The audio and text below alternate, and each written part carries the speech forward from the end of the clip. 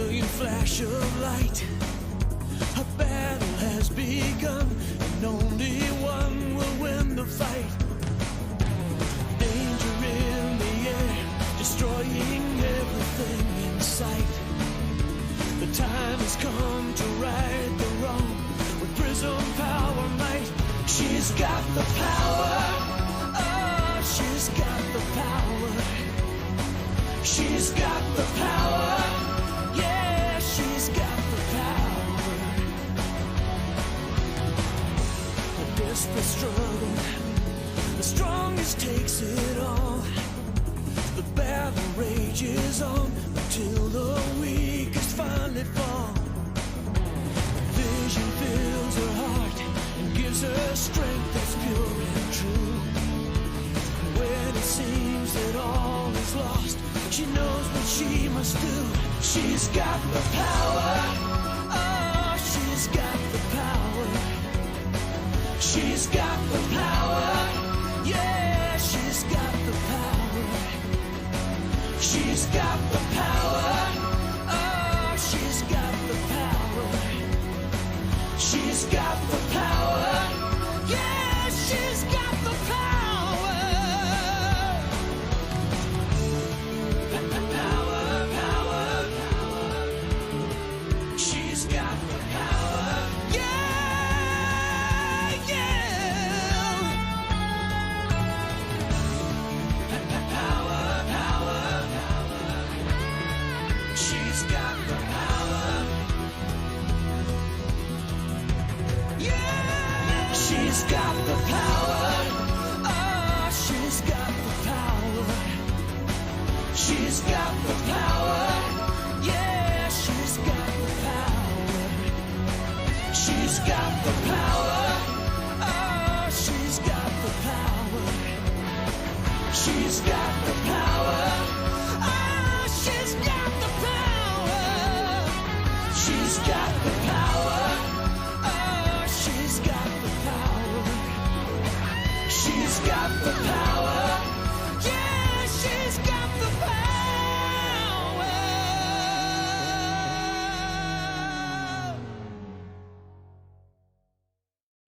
Well, I hope you enjoyed the pre-show there.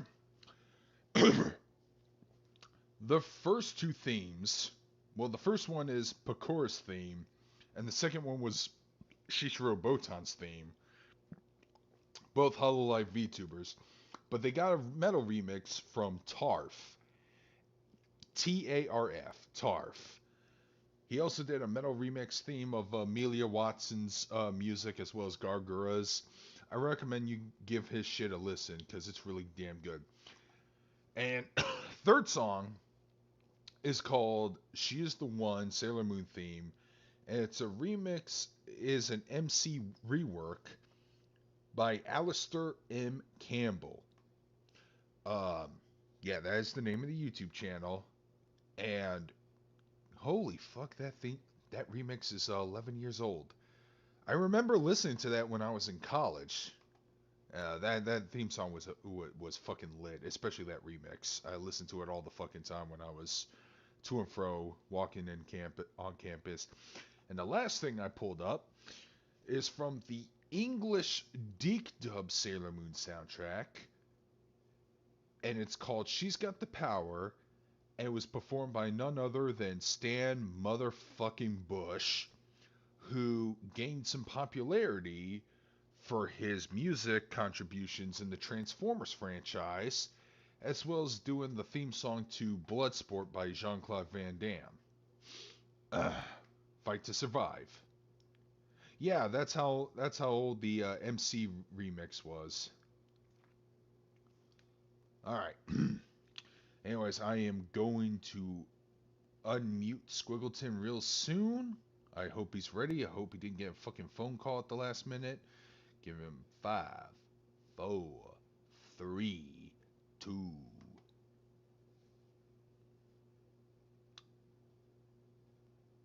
Fashionably late as always. Actually, let me make sure my Yep, can you hear me? Yeah, I can hear you. You're on the YouTube end, you were a little bit quiet, but here I can hear you just fine. I messed with my gains. Can you still hear me good? I can hear you just fine. How does everyone else hear me? We'll have to wait on that. Ugh. All right. Noises. I mean, I hear you just fine. It's I know, but I meant for the. It's for the people. For the people. People. Yeah, I'm having a bit of a. No, I said kind of a strange day. It was oddly busy at work, and then I started watching the new Space Jam, and that is a strange movie. I need to get HBO Max, but it's not because of Space Jam. Let me clarify that right away. No, don't lie to yourself. It's for Space Jam. I don't want to watch that movie. I'm in a legally binding contract where I have to. I don't know. I can't believe Corey Coleman and Martin Thomas gave it a pass. You know who those two guys are, right? I do not. Were you familiar with the animated film review series Spill.com? Nope. Oh my god, well, of course I'm fuck, it's gonna take a while to explain this to you. But TLDR, they were famous film reviewers on YouTube. I apologize, I've got a work call. I'm gonna make it quick though. All right. Sorry. Just tell them. Just rub your nuts on the phone. Who knows? All right. So apparently, Corey and Martin have an uphill battle because they didn't praise the shit out of it, but they gave it like a matinee/rental, and they were playing devil's advocate. Meanwhile, every time I YouTube Space Jam 2 review, I got lucky the call dropped. Wait, what? I got lucky the call didn't go through. Okay. Well, okay, Spill.com. They were around almost a decade ago when Al and I were kind of hot. Yeah. And when I say hot, I mean we were popular, not because we were sexy, because even though I was a lot younger back then, I was still a fat 300-plus pound college boy. The water was slightly boiling. But the water had a little bubble in it. It was above lukewarm. But they were film critics, and their YouTube channel is that they actually upload animated segments, abridged animated segments on their YouTube channel. And it was fun to listen to and watch, and it was hosted by Corey Coleman, who, by the way, worked on the original Space Jam film as an animator. Wow, okay then. Yeah, he worked on Tweety Bird's Shadow. I will say the animation in Space Jam 1 is pretty good. It's not Who Framed Roger Rabbit levels of good, but it's decent. And well, anyways, I forgot what the reasons were, but Spill disbanded. However, Corey Coleman, as well as his co-host Martin Thomas, who on Spill.com used to be known as Leon, I don't know, legal reasons or some shit. But he formed his own little independent series called Double Toasted, where he does like a series of reviews and all that stuff. And the Double Toasted, I know. Yeah, they're fun to listen to, but man, I wouldn't be surprised if there were laser-dotted snipers on both of them, because they did not go hard on that film like everyone else is doing right now, which they did predict. You know what's funny? No, all the reviews I listen to, nobody's talking about Lola Bunny. Okay, fine, she got desexualized, but how is her character? Because they were bragging about her being voiced by Zendaya, who, by the way, I am not sold on, because I did not like that character from fucking Spider-Man Far From Home. She's there. That's kind of the problem with Lola, is that they're not doing a version of her character with a personality. They're doing a sequel to her in Space Jam 1 where she had no personality. That's terrible. The only line in there is... Okay, so here's the thing. Space Jam 2 is basically Ready Player One. Yeah, which, by the way, I already hate that fucking film / franchise. Oh, that movie sucks. The book. The book's awful too. But Book's so worse. the early plot of the movie, this is only spoiling the first 20 minutes, is that LeBron James gets sucked into a computer into the Warner Brothers like server room that's being controlled by a robotic Don Cheadle. By the way, no. Tell him what his name is. Algorithm. Because he's the it? algorithm that runs Warner Brothers. This is like the first little plot of the movie is that he gets sucked in. There's like, hey, build a perfect basketball team using who you can find here. And then he goes around to all the properties that Warner Brothers owns, and all the people he can recruit are Looney Tunes. Because he tries to recruit Superman, fucks up there. I'm shocked that the Game of Thrones references weren't removed from the movie because Yeah, I know. because nobody wants to talk about Game of Thrones anymore. Oh, I was gonna say, wow, you and I were on separate wavelengths there because I thought it was because Game of Thrones is a hard R property and this is still a kids film. Yeah, but they straight up had Yeah, we talked about it last time. They also had Mad Max. There's a scene where I swear I was having a stroke because it went live action. And it's Roadrunner running around in the desert with all the Mad Max cars, and then Wile E. Coyote sprays himself in the face with spray paint, holds up a sign that says "Witness me," while all the other what were they called? Road Boys, Chrome Boys. I don't remember what they were called in Mad Max. I'm assuming this is based off of Fury Road, the latest film. It was based off Fury Road. I forgot what they're called, but I know what you're talking about. It's a shame everyone forgot about that movie because I still think that movie is fucking amazing. Oh, that movie's awesome. No, nobody forgot Fury Road. Fury Road's Nobody great. talks about it as much. Well, yeah, because we got tired of talking about Casablanca. There's a Casablanca scene. There's a scene where it's straight up. It does the part where I always hear it called Forrest Gumping, where you take actual footage from something else and then you insert it. They took footage from Austin Powers and then they put Elmer Fudd in there to be Mini-Me.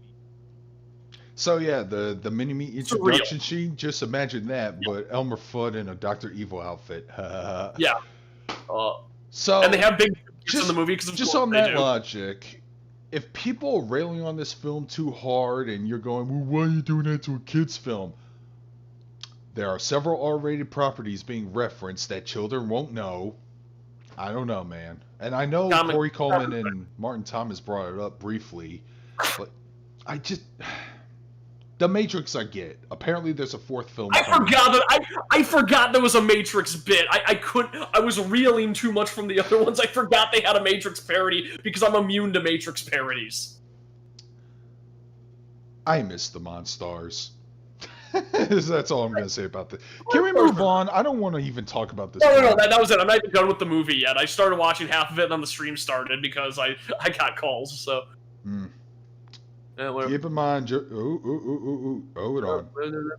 Slow down a bit. We know you hate Rick and Morty, but all your complaints are about the fans and not the show itself. I don't understand that as a problem with the property. I think Rick and Morty's fine. Yeah, whatever. The fan base, according to random clips on the internet, makes them look bad. Most of the time, they're fine. I don't know. Maybe Rick and Morty might persevere like South Park did. Maybe. I don't know. I have arguments a lot about how I don't like modern South Park because if you can't watch episodes late. Okay, let me answer Carnage's question because this is a good question. Apparently, WWE is back to having live audiences, so goodbye to that stupid Thunderdome shit. I am all for it. I like it. Holy shit, it felt like a breath of fresh air when I saw audiences attending. That being said, however, and here's the thing. I titled this Prepping for the Mechacon stream because I am going to talk about the convention I'm going to this week, because originally I was thinking about doing a stream Wednesday night, but then I thought, nah, there might be some schedule conflicts or whatever. It's probably best to just fill in the Weeb and Talkin time slot while we cover other things. But also, Jojo Mine, slow it down. When I go on a when Squigs and I go on a tangent, we're not paying attention to the chat because I don't want to be distracted. All right. Anyways. I do want this convention to happen. It's apparently about 5 days away, less than 5 days away. That being said, were you paying attention to the news a couple days ago? You're gonna have to narrow that down a bit. Were you paying attention to the COVID news a couple days ago? No, I don't think so. What was going on? We spiked. God damn it. Wait, in the good way or the bad way? Like it went down or went higher? Ah, fuck, of course. Bad way, because nobody wants... And here's a surprise to me. Bitches. Here's a surprise to me. When I heard about the increased hospitalization rates, 97% didn't get vaccinated. And there's a Delta variant going on. Yeah. People, man.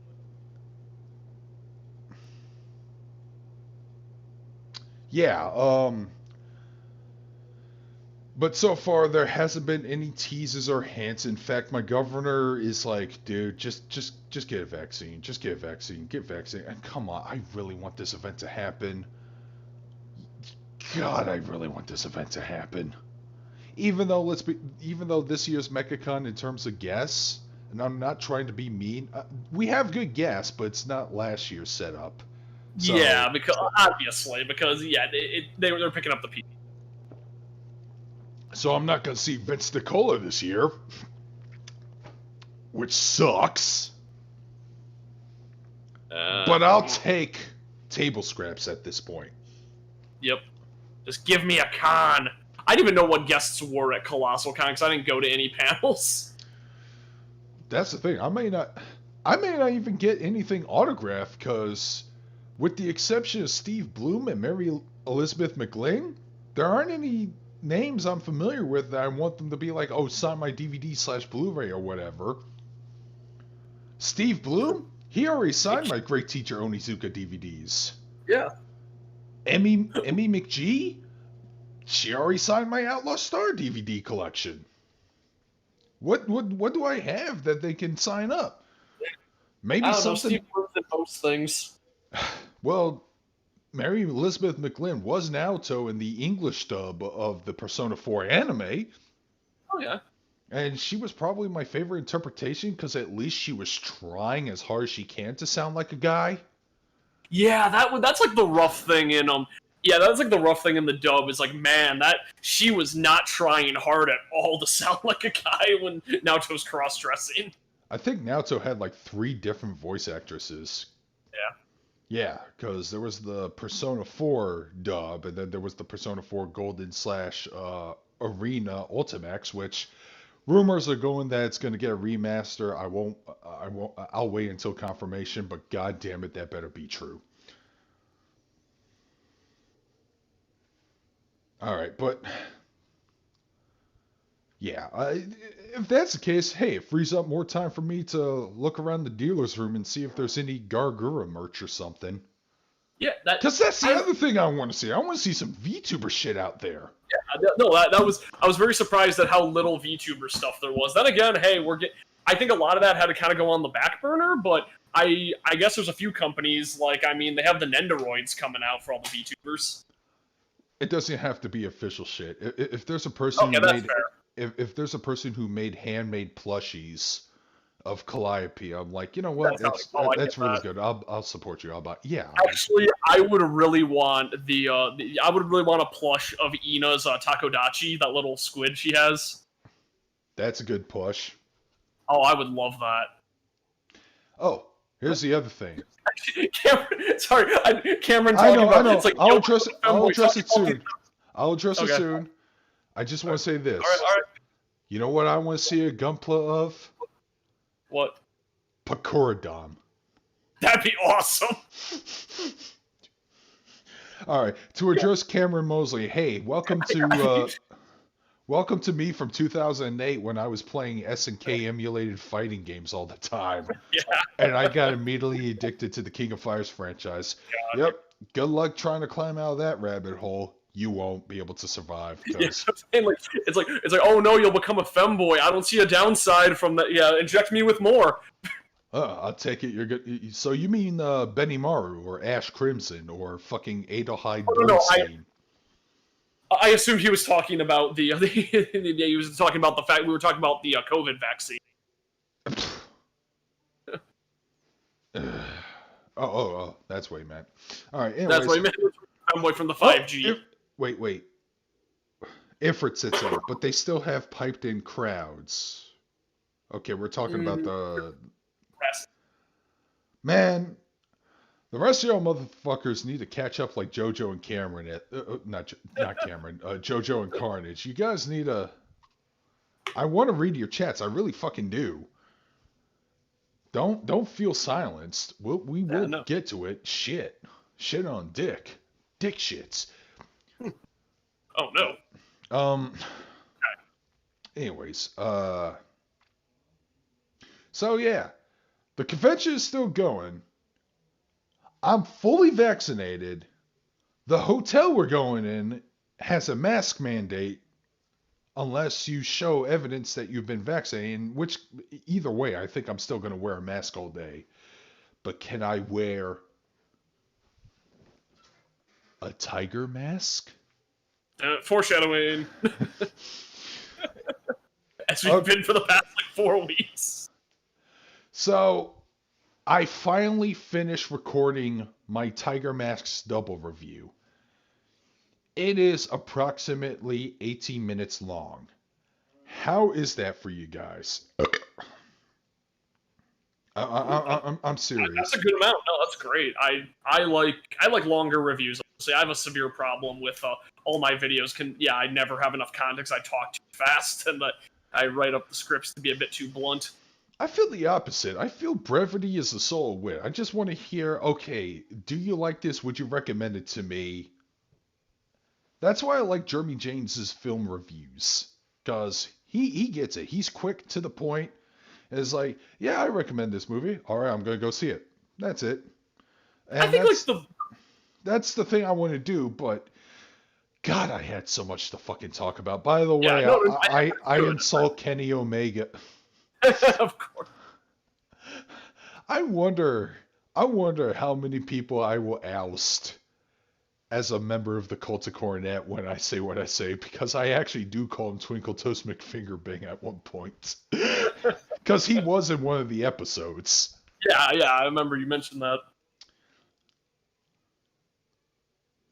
Huh, Tom's not here.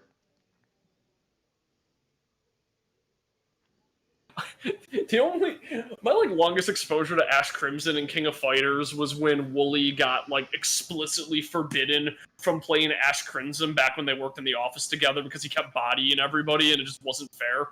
I'm actually kind of surprised that Ash Crimson is his favorite, because everyone, when I was playing the game and they were in the middle of that arc, everyone hated Ash so fucking much.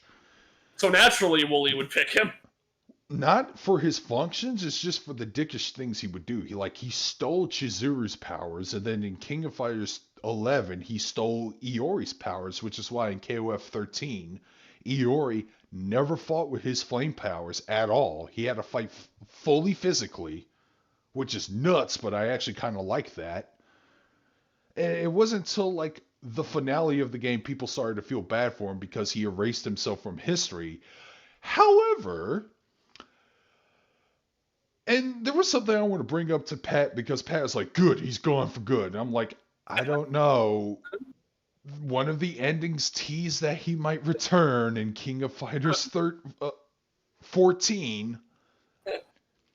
Yeah, apparently Kukri, the sand guy who looks like a member from Organization 13, was hired by Elizabeth to retrieve Ash's soul, because the final boss apparently is an amalgamation of fighter souls. His name is Verse, by the way. One of them just happens to be Ash. Again, I don't know how much of it is canon or not, because there wasn't a straightforward story mode. It's basic arcade endings. Hey, this ending leads to this, and this ending leads to that. They contradict each other. Who gives a fuck? Oh, that's common. Yeah, that was the problem that which I need to watch the final episode of the Guilty Gear lore video. I need to watch episode 2. Cause I think episode 2 or 3 was around the point where he was going, okay, half of these endings are non-canon shit that Eno just happened to see. So it's like, so he just kind of had to gloss over a lot of the non-canon endings. Mankind knew they couldn't change society. So they blamed the netcode. All right. Anyways, Mankind knew they couldn't change the dinosaurs. Like I said, guys, feel free to chat. I'll try to respond. Yeah. Let's talk about the haymaker that Nintendo suffered this week. Let's start with the left hook that is the Nickelodeon All-Stars Brawl. Yeah! Why does that game look good? It looks great. They actually have a really... Dude, even if... I knew about the netcode shit before I saw the trailer, right? Yeah. So I decided to watch the trailer and see, okay, what's this all about? First character they confirmed, Michelangelo from the Teenage Mutant Ninja Turtles, specifically the 80s cartoon. I'm like, sold. Yeah. You know I love them turtles. So, did you see the reason why that Pan Pizza was upset? I'm assuming it's a lack of a certain character. Yes and no. It's just going like, it's like, I hate how they had to put Reptar in the game because they're cowards and don't want us to body slam babies. Yeah, none of the Rugrats are going to be confirmed in the game because of that. Please let me please let me, like, like, wave dash Spike Angelica into oblivion. Son, I'm disrespecting your janky box by going in on -3 frames to punish you anyway! Yeah, that's the thing. Like, the roster got nuts because they confirmed meta characters. Like Powder Toast Man, Reptar, Powder Toast Man is a weird one. Which means Retro Man and the Crimson Chin can be viable selections. A lot of people want really, really big guy from Rocko's Modern Life. Really big man, yeah, him too. Really big man would be horrifying. Nipples of the future, or whatever he had that attack. Yeah, he had the weird nipples. Doug Dimmadome would be amazing. I hope his hat just goes off the screen if they put Doug Dimmadome in the game. And it just has a giant hitbox, so no. Okay. His final smash would just be to stand up and fall over, and the hat crushes everything. That's right. I'm Doug Dimmadome of the Dimmadome. Bill Scat. Doug Dimmadome. The other criticism I have, the only criticism that people have, and apparently it was applicable to the Mario Kart clone they made earlier, there was no voice acting, so it might be a super low budget game. Oh yeah, you know what? That's a very real possibility. I didn't hear any voice acting in the I mean, the only way they can compensate is that there was a single player story mode where all the voice acting went there, and it was weird to see Zim on screen without Richard Horvitz. Yeah, Moxie. I'm not blaming anyone for our failures, Moxie, but we need to find a way to get new clients. I have a weird problem. Every time I hear his voice, I think of just the most obscure characters, like, oh man, Vox from Destroy All Humans. Yeah, he was. Yeah. It's fun hearing Richard Horvitz complain about his entire species' lack of genitalia. Which is hilarious, because Vox is basically Invader Sim if he was actually a competent guy. That's true. Even if he dies. Yeah, Crimson Chin, I'm thinking... But here's the thing I would enjoy. Clearly, there's been getting some positive reaction because of the rollback netcode. The game has rollback netcode. Did they confirm like a weird pseudo wave dashing too? Yeah, there's wave. So the game is probably going to be like Smash but Guilty Gear. Sounds awesome. But here's the thing. Here's the thing I'm curious about. Because they're in English. Because this is mostly made of us American. It's American-made game and all that shit. Yeah. You think they're actually going to listen to the fans and actually add outrageous additions like Hugh Neutron or Timmy Oh, Turner's that would be dad? amazing. That would be amazing. If they Like, did that, they already beat Smash Brothers because Smash yeah, Bros. they just Because add weird everyone's shit. like, we want Gino, we want Dante, we want Travis touchdown, and Sakura is like, nah, No, fuck you, no, don't me, ask me for anything. yeah. That's Every the time you only complain, I add way. another character. In my opinion, that's the only way they can bury the fuck out of Smash Ultimate. Is if they actually listen to the fans, put these outrageous characters in there. I don't know. Well, how are we going to implement it? I don't know. Watch the show. Watch what they do. Maybe they'll do some crazy stuff. Maybe they'll have an attack that's a reference to that one thing they did in that one episode. Like, what if Hugh Neutron had a spear, which is a reference to that time where Jimmy fucking brought Retroville into the Ice Age, and Hugh and some of the... Ooh, Caribou! Yep. Ah, that's the one. Of course I remember that episode. That episode rules. One they call Hugh. Have you spotted any caribou anywhere? Can't say I have. Yeah. Yeah, stuff like that. And you would definitely win the entire Nickelodeon fan base over. Oh my god. They're not cartoon characters, but god damn it, I would love to see Kenan and Kel. That would be okay, did you see that post that was like... Kel throws orange soda grenades. No. Screen goes dark. You hear a prison cell opening up. It's like, looks like I found the way in. It's like, yeah, Drake. Yeah, Drake. Hey, buddy, how's it going?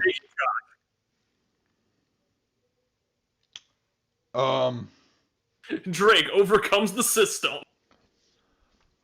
Let's see. Cat Dog would be interesting, even though I never really. Cat Dog would be awesome. Yeah, I love the mock-ups of Dan Schneider as the final boss, and it's Master Foot instead of Master Hand. Damn.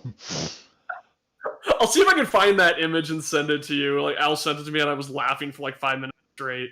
They already confirmed Danny Phantom, so that's a solid pick. Yeah. You can't have Timmy Turner. He's too overpowered.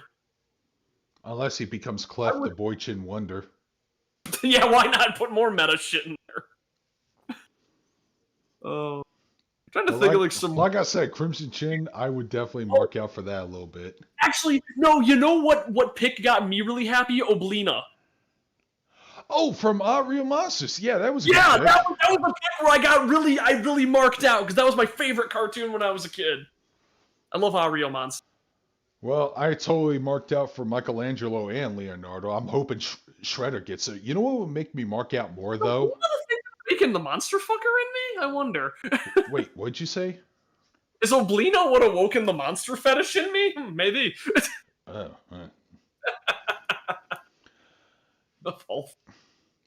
No, sorry, what were you saying before I made it weird? It's just I want more TMNT representation, specifically Shredder, Bebop, and or Rocksteady in there. Here's the thing. If Shredder is confirmed, extra points that he fights similarly to his fighting style in Tournament Fighters, which would confirm that the developers are fighting game fans. Hello? Yeah, I'm here. I was listening. Yeah, definitely. Yeah. Fire. And it'll be rad if one of the stages is inside the Technodrome. Okay, here's the weird question, because they only showed off Mikey, didn't they? No, Mike and Leonardo. Oh, okay, so it's a guarantee they'll have all four. Because I was thinking, Possibly, wouldn't it be weird if they only had Michelangelo? It's like, nah, we're not going to spend 4 character slots on that. We're just going to pick one Ninja Turtle. That'd be so bizarre. Here's the thing that confuzzles me. They're using the original 80s cartoon. Which is cool, actually. I like that. It's the most recognizable design. I mean, yeah, I love those versions of Turtles. Here's the thing. Ninja Turtles is not something I associate with Nickelodeon because they've been around before that network came into existence. Exactly. Plus, didn't these guys have like a new TMNT series out there that they could use to promote? Oh. Yeah, they did. The thing is, they only last like 2 seasons. Like they keep it going for like 2 years and they cancel and reboot it again. Like there have been so many Ninja Turtles sequels, reboots, and everything. No. You're wrong, dude. You're wrong because most of the Ninja Turtle series lasted over 5+ seasons. The original '80s series, the 2003 4 Kids series, the 2012 series. Now, I heard there was a rise of a TMNT series that everyone was fucking pissing themselves about, but personally, I couldn't get offended over because at this point I didn't care. But I was just wondering, how's that series doing? And why aren't you promoting it? Hmm? Yeah, they do that a lot. Let me see. I'm gonna check which reboot they're on. It's the one where Raphael's the leader, and he's like a big buff muscle jack dude. I honestly, a lot of people get like upset with that. I like when the Ninja Turtles have like physically different designs. I like you can tell them apart by their silhouettes. I was super indifferent about it. Yeah, like have Donatello be lanky and tall. Have Mikey be like more stout. Go for it. Actually, like have. Yeah, like just give Raphael the Knuckles proportions from Sonic Boom. Fuck it. So yeah, Nickelodeon All Stars Brawl. If they can find a way the game that we're way more hyped about than whatever the final Smash reveal is gonna be. And if they keep the hype momentum, like Development Diaries or whatever, then they're guaranteed to outsell the fuck out of that game because netcode, and let me tell you, netcode makes all the difference. I want them to have a Nickelodeon Direct for the DLC. Now let's talk about the uppercut that knocked the fuck Nintendo on its ass. The Steam Deck or whatever the fuck it's called. So the thing is, the Steam Deck looks pretty cool. Mm-hmm. If it's anything like anything else Steam has released, they're gonna stop supporting it after like 2 months and it's gonna die. Because they can't keep things alive, I swear. That is true. However, what if this is the one where they get it right? That'd be great. That'd be awesome. I want the Switch to have competition, so maybe Nintendo will go, you know what? Maybe it would be a good idea to make a Switch Pro. Amen, brother. I like Nintendo. Think about it. Nintendo is always at their best when their backs are to the wall. Mm-hmm. GameCube was fucking cool. It didn't sell that well. It's like, fuck it, we're gonna go for the Wii. Early launch of the Wii was them dominating the market and like trying to innovate really hard, and everyone else was trying to innovate as well, but they were done by the time that happened. Then it's like, okay, Wii U, that was a huge disaster. Oh, we're in trouble again. The Switch, bam, we got our money back. And I don't want them to get lazy again. I want them to keep like having a need to drive themselves because I don't like when Nintendo gets cozy. I know. That's why I want to see That's why I want to see real competition against WWE for once. But I don't want to change the subject there. Let's get back on the Steam Deck. Yeah. Hey man, you know me. I don't play high quality PC games on my should be dead laptop. Yeah. Because it's about 4 years old. I probably need a new one soon anyways. But if I could get that machine, then playing Trails in the Sky, which doesn't take a whole lot of fucking power because it's a fucking adaptation of a PlayStation 2 game, should be some pickings as well as the other games like Fight and Range or whatever. Yeah. Yeah. Honestly, I should really look at the specs on the Steam Deck and see like what it can run. Can it run Crysis? Oh god, not even Crysis can run Crysis. Yeah, I might just get that machine just to play Trails in the Sky. Which, by the way, man, it's so weird playing that franchise anachronistically. Oh. Yeah, I haven't finished Trails of Cold Steel 4 yet, but god damn it, I'll try so I can play Persona 5 Royal and see what Gymnastics waifu is all about. I need to play Strikers. Oh, speaking of games, a game that I definitely need to hop back into. Yesterday, I finished the demo of Monster Hunter Stories 2. Damn, I haven't. I'm Yeah. still halfway into it. How is that game? It's really, really good. It kind of has the problem I have with a lot of games like that, which is if you're giving me if you open up a bunch of places for me to go, I'm gonna go into all of them. Oh no, I accidentally grinded too hard and I'm over leveled. I'm not complaining about that. It's just a problem that did you get to like how the monster dens work and how you can get new monsters? No, the last thing I did was hatch a Kulu egg and did like 2 side Okay, quests. so you got an egg then. But basically, you go into that monster den. Now, monster dens spawn everywhere, and they're kind of semi-randomized. Mm-hmm. So you just go into one. It's like a small room where there's a couple monsters to fight, and then there's like chests and then an egg to get. And many times, I'll be wandering around like, oh, there's a den. I'm gonna check it out. There's a den. I'm gonna check out. Oh God, I have like 3 Velocidrones, and I don't want to release any of them because I know in the full game there's like a fusion system, and there's also the ability to like quote unquote I don't know what to call it besides like feed your monster to another monster, because that's what they call it in gacha usually. Like we go, hey, I need to level up this monster. You become XP for this monster. That's how you get rid of the monsters you don't want. Yeah, there was a leveling system in Oculus Trip that's like that, but that was delegated to fucking objects, which makes more sense, and it was far more humane. I really want to see how this works. Oh wait, I love the way that that Wooly said it with the when he's talking. It's like, oh, okay, so it's like, okay, so you have the same monster armor. Oh, yeah, you have the same armor and everything, and you get items from defeating monsters and stuff. It's like, wait, so the reason the monster rescue is like, yeah, you're dressed as their mom. Like, hey, I smell me. I'm mommy now. Go fight for me.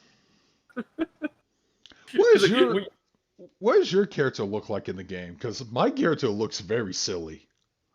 My character, I was going through the hair, and then I realized, oh wait, I can get glasses. Time to have glasses, and I gave her big, stupid, dumb heart eyes.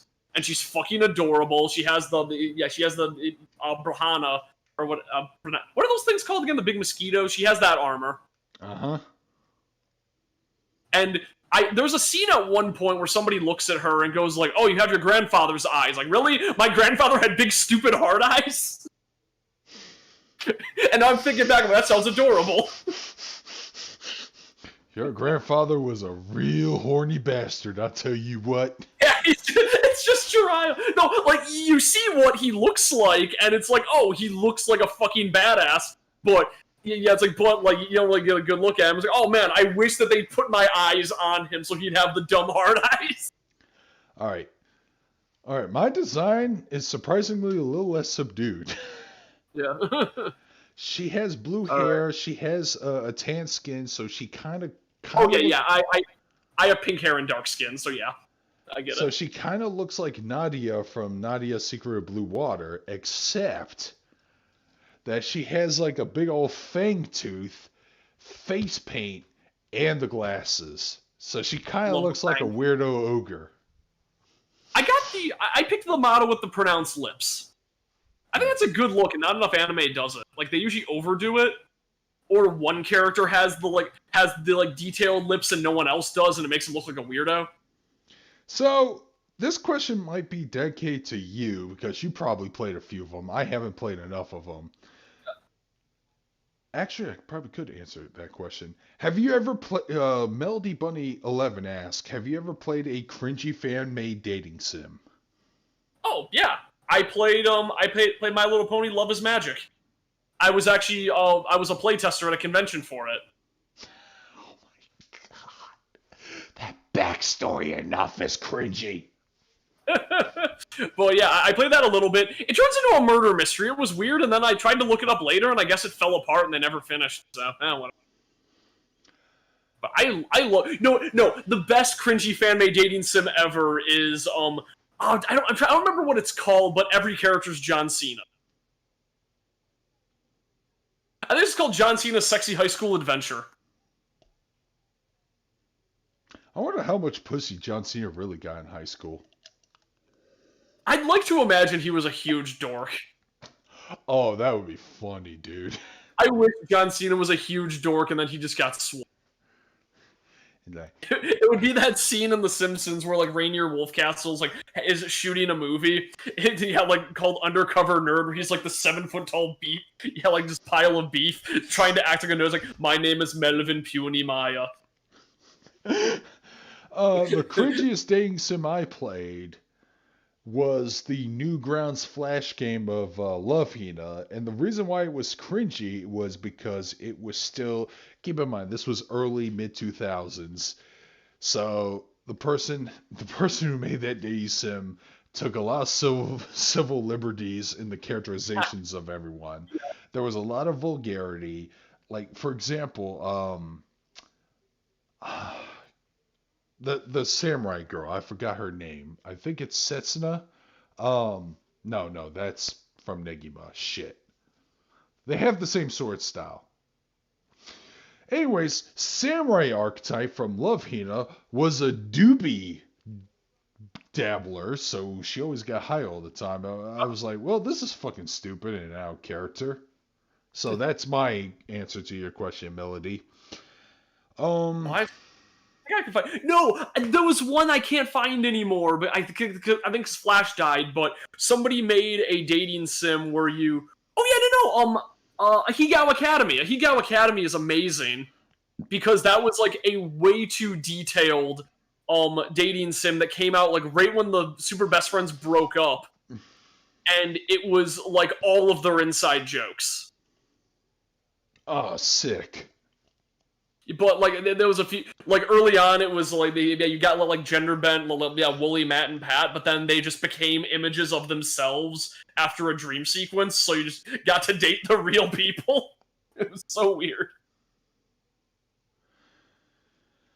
Yeah, so yeah. I used to browse Anime News Network, but not anymore because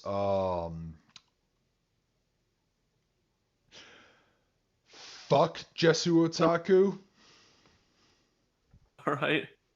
Haven't followed them in long enough to know what they're up to now, but Well, apparently Jesu Otaku had a fucking sex change. I knew about that part. Okay. Well, I know I stopped watching them back when they were on that guy with the glasses. I'm like, wow, I disagree with literally everything this person says. yeah, this person's a piece of shit. I don't give a fuck.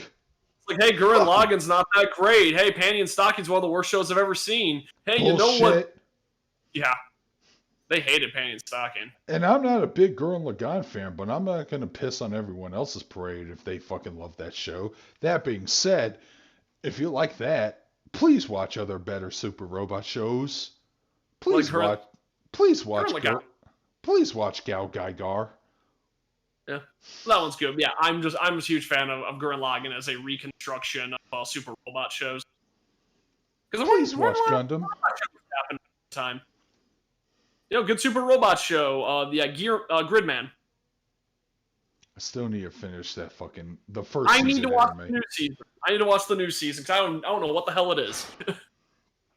Speaking of, I still need to finish Zombieland Saga Season 2.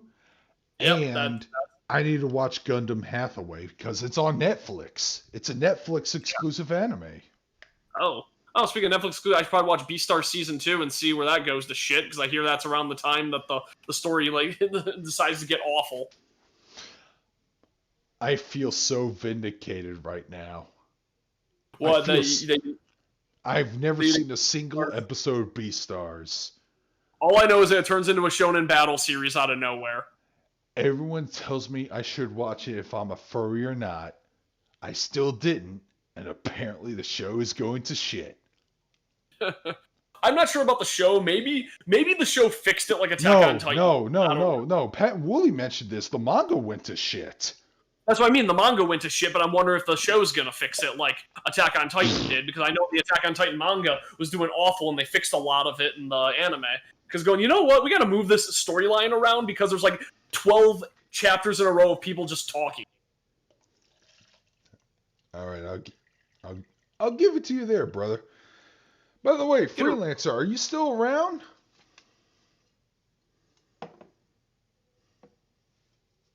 You look at the chat. I'm right now mixing a cocktail. Yeah, Getter Robo is something I've always wanted to get into, but I never really could. So I have like, no idea what order I'm supposed to watch it in. Speaking of Mecha, yeah. a Super Robot Wars game is coming on Steam. Oh shit! Okay, they got called, all the rights. It's called Super Robot Wars 30. It's available to pre-order right now. If you don't believe me, look it up right now. Yeah, okay. Look it up. This is actually a pretty monumental event. Because, yeah, the problem that Super Robot Wars has had is that it's really hard to localize considering that there's so many rights holders. Yeah, the best way at the time to play a Super Robot Wars game is A, hope they have an English translation, and B, you have to import it from PlayAsia. Now, I have 2 Super Robot Wars games for PS4. I believe there are Super Robot Wars V and Super Robot Wars W. Yep. So, yeah. I'm seeing Van. I forget what he's from. Van? It's a dude who looks like Vampire Hunter D. It's Vaughn, and he's from, okay. Shit. I want to say Gunsword, but that can't be true. Does he look like Spike Spiegel? A little bit. Nah, I can't really see. He sort of has his arm in front of his face, and he just has a big floppy hat on. It still sounds like Vaughn from. It's not. Like I said, it looks like Vampire Hunter D. Yeah. Again, that's how he looked. It was from the. It was. I believe it's from the creators of Cowboy Bebop. Let me look at the chat to see if they can actually correct me. I know Matt is gonna get on me for this. Look, yeah, Super Robot Wars. Trying to think of some really weird polls they could do. I believe his name was pronounced Vaughn, and I believe the anime was called Gunsword or something like that. My friend. Gun X Sword. Okay. Yeah. I refuse to not say the X. I get annoyed. No, it's Hunter Hunter. No, it's Maria Hall. Like, why is there an X in there? There shouldn't be an X if you shouldn't pronounce it. X's shouldn't be silent. Matt confirmed it. It's Gunsword. By the way, Vaughn's a pretty cool character, and I've seen like 4 episodes. I've seen 4 episodes. I believe his first villain was his name was Lucky or whatever, and what he did was when he introduced himself, he took out 2 6-shooter revolvers, put a bullet in each of them, played Russian roulette with both of them, and he just quickly went and didn't manage to blow his own brains out. So I thought that was a pretty cool introduction for him. I'm checking the roster right now. Okay, Gundam, Z. You know what? No. Start listing them all off so we can talk about them one by one. Okay. I want to see how they got away in this. In Super Electric Robot Battler V is the first one they listed. Wait. I don't know what that is. Start from the beginning. Start from the beginning. Super Electromagnetic Robot Battler V. Super Robot Battler V. I don't know that. Move on to the next one. Sounds fucking rad. Mobile Suit Gundam, yeah. Yeah. Zeta Gundam. Yes. ZMSV. MMSV. Char's Counterattack. Char. Oh, it's pronounced. I always thought it was Char. Sharks count. Oh my God, Gargura needs to make. Hold on. Off note. Gargura needs to make a fucking stream called Sharks Counterattack. That'd be pretty good. Mobile Suit Victory Gundam, Mobile Suit Gundam Narrative, Heavy Metal L Game. I never heard of that one. Neither have I. Yeah. King of the Braves, Gao Gaigar Final. Okay, that sounds good. Oh, dude. Hold on. Let's stay on Gao Gaigar. Have you heard the theme song to that series? I haven't, and it's been on my list forever. Oh my God, dude. I regret not. I saw a name on here that made me happy. Hold on. I regret. Hold on a second. Ah, shit. Creator.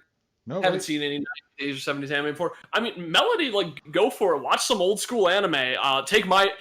Do as I say, not as I do, because I'm terrible at watching old anime.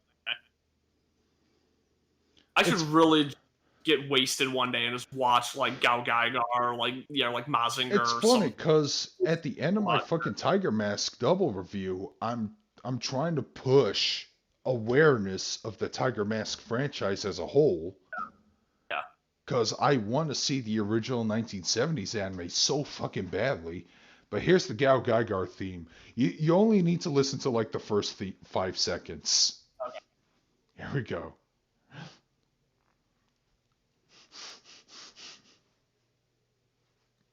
And you can see why I would be hyped for an anime like this. Yeah, I'm waiting to hear it in the stream. No, I linked it to you in Discord. Oh, I'm stupid. Never. All right, let's.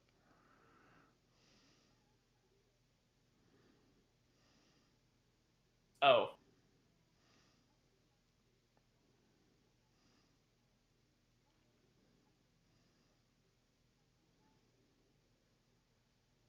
Did you hear it? I'm looking for it now. I can't find the. I find the dark stream voice. That. Wait, did I? Hold on.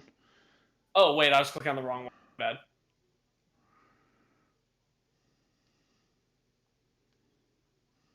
Oh yeah, I'm not seeing it. Unless you didn't send it directly. Shit, I sent it to Tom by accident. Oh well, but okay, but Hold let's see. Hold on. All right. Let's continue down the list.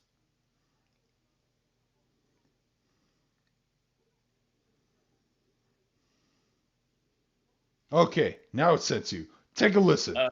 Take a listen to right. the first 5 seconds.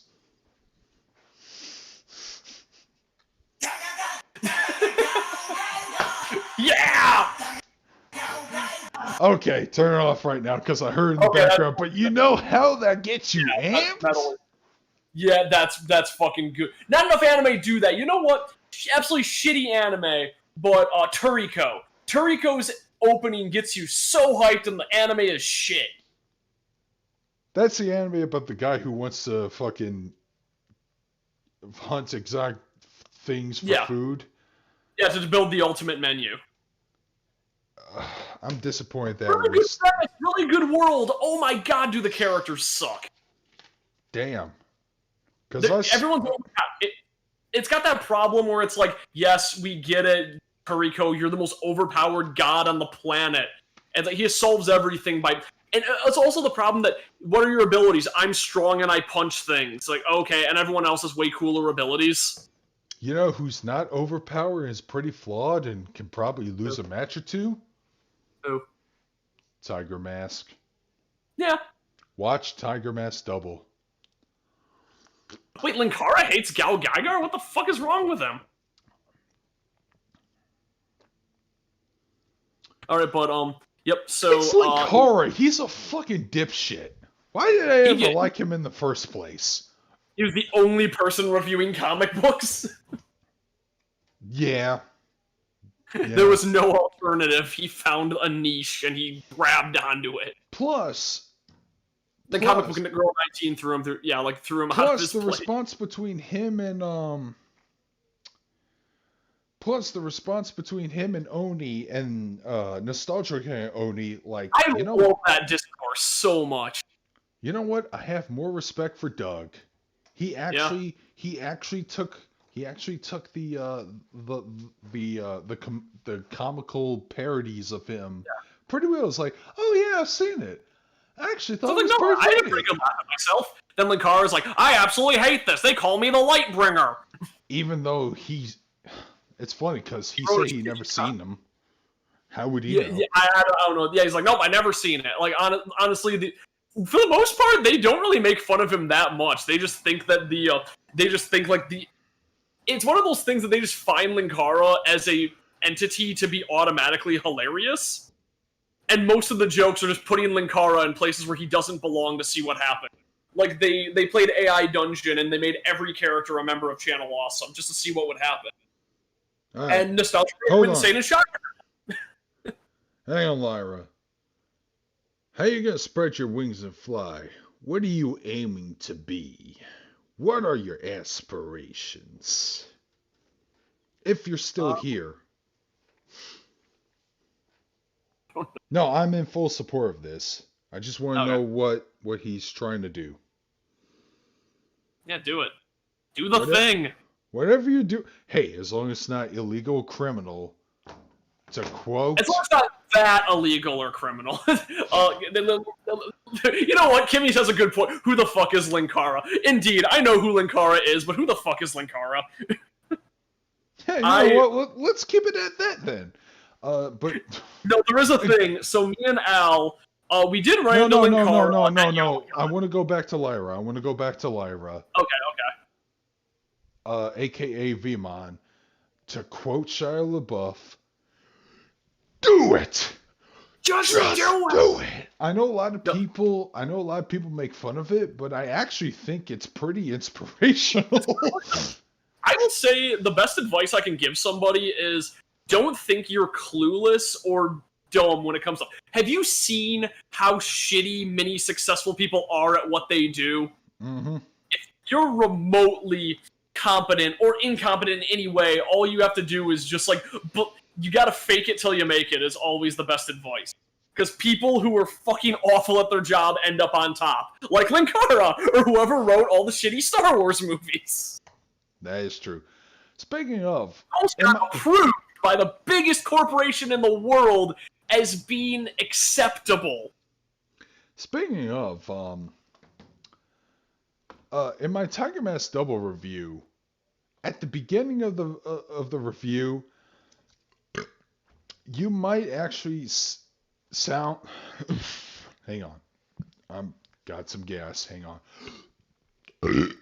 I should grab a cider. Actually, I haven't drank in a bit. All right. Listening. Okay, remember the time when I wore a pair of shades and I talked about underrated anime as a response to a guy who I don't even want to acknowledge at this point because he's a fucking murderer piece of shit and I hope he rots in prison? Wait a minute. Okay. Oh, shit, that guy. Yeah. I was So, trying... I had to narrow it down because the person I was thinking of, no, wait, that guy committed suicide, so no, it wouldn't be him. No. If it was a guy committing suicide, I wouldn't think of him as a piece of shit. I would just no. I mean, it was a case where it was some guy I knew who killed his ex-girlfriend, then killed himself. Yeah, we were just wondering if you're in the chat, Lance. Like I said, I'm all for audience interaction. I just want to know who's interacting. Lance should be louder, angrier, and have access to a time machine. And when Lance isn't on screen, people should be asking, "Where's Lance?"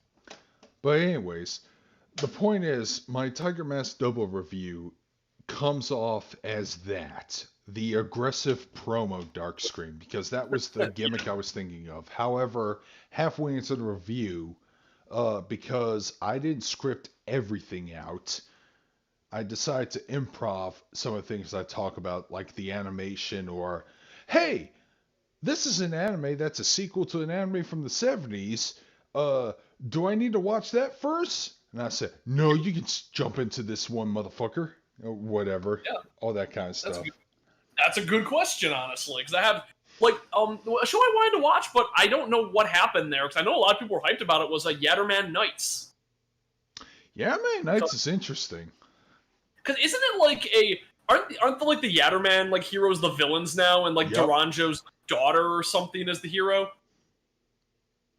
From what I heard from Mercury Falcom's video, yeah. That sounds awesome, because I love Duranjo. And, Duranjo as an insecure child is kind of funny to me, so I'm like, yeah, I'm down with that. Let this little girl be a supervillain. I remember, Zevestio was like that, or whatever it was called, World Conquest Vesta project, was about, an 8-year-old girl who wanted to take over the world, and that show was awesome.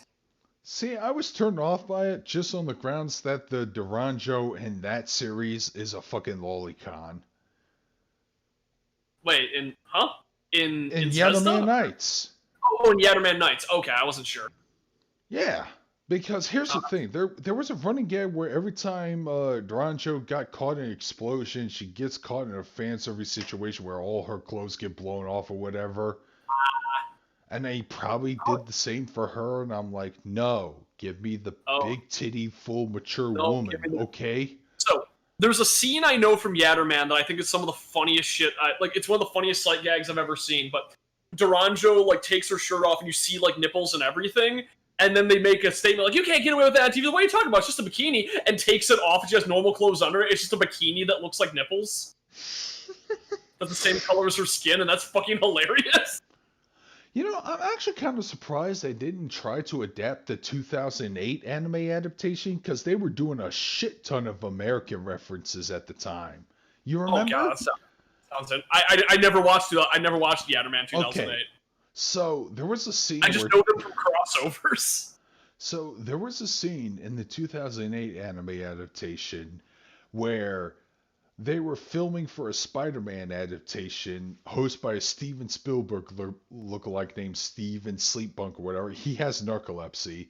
And then there was another scene where Duranjo hops into DeLorean. Big Al knows what I'm talking about because he actually made a video parodying this, where she hops into the DeLorean and it just fucking crashes headfirst into a wall.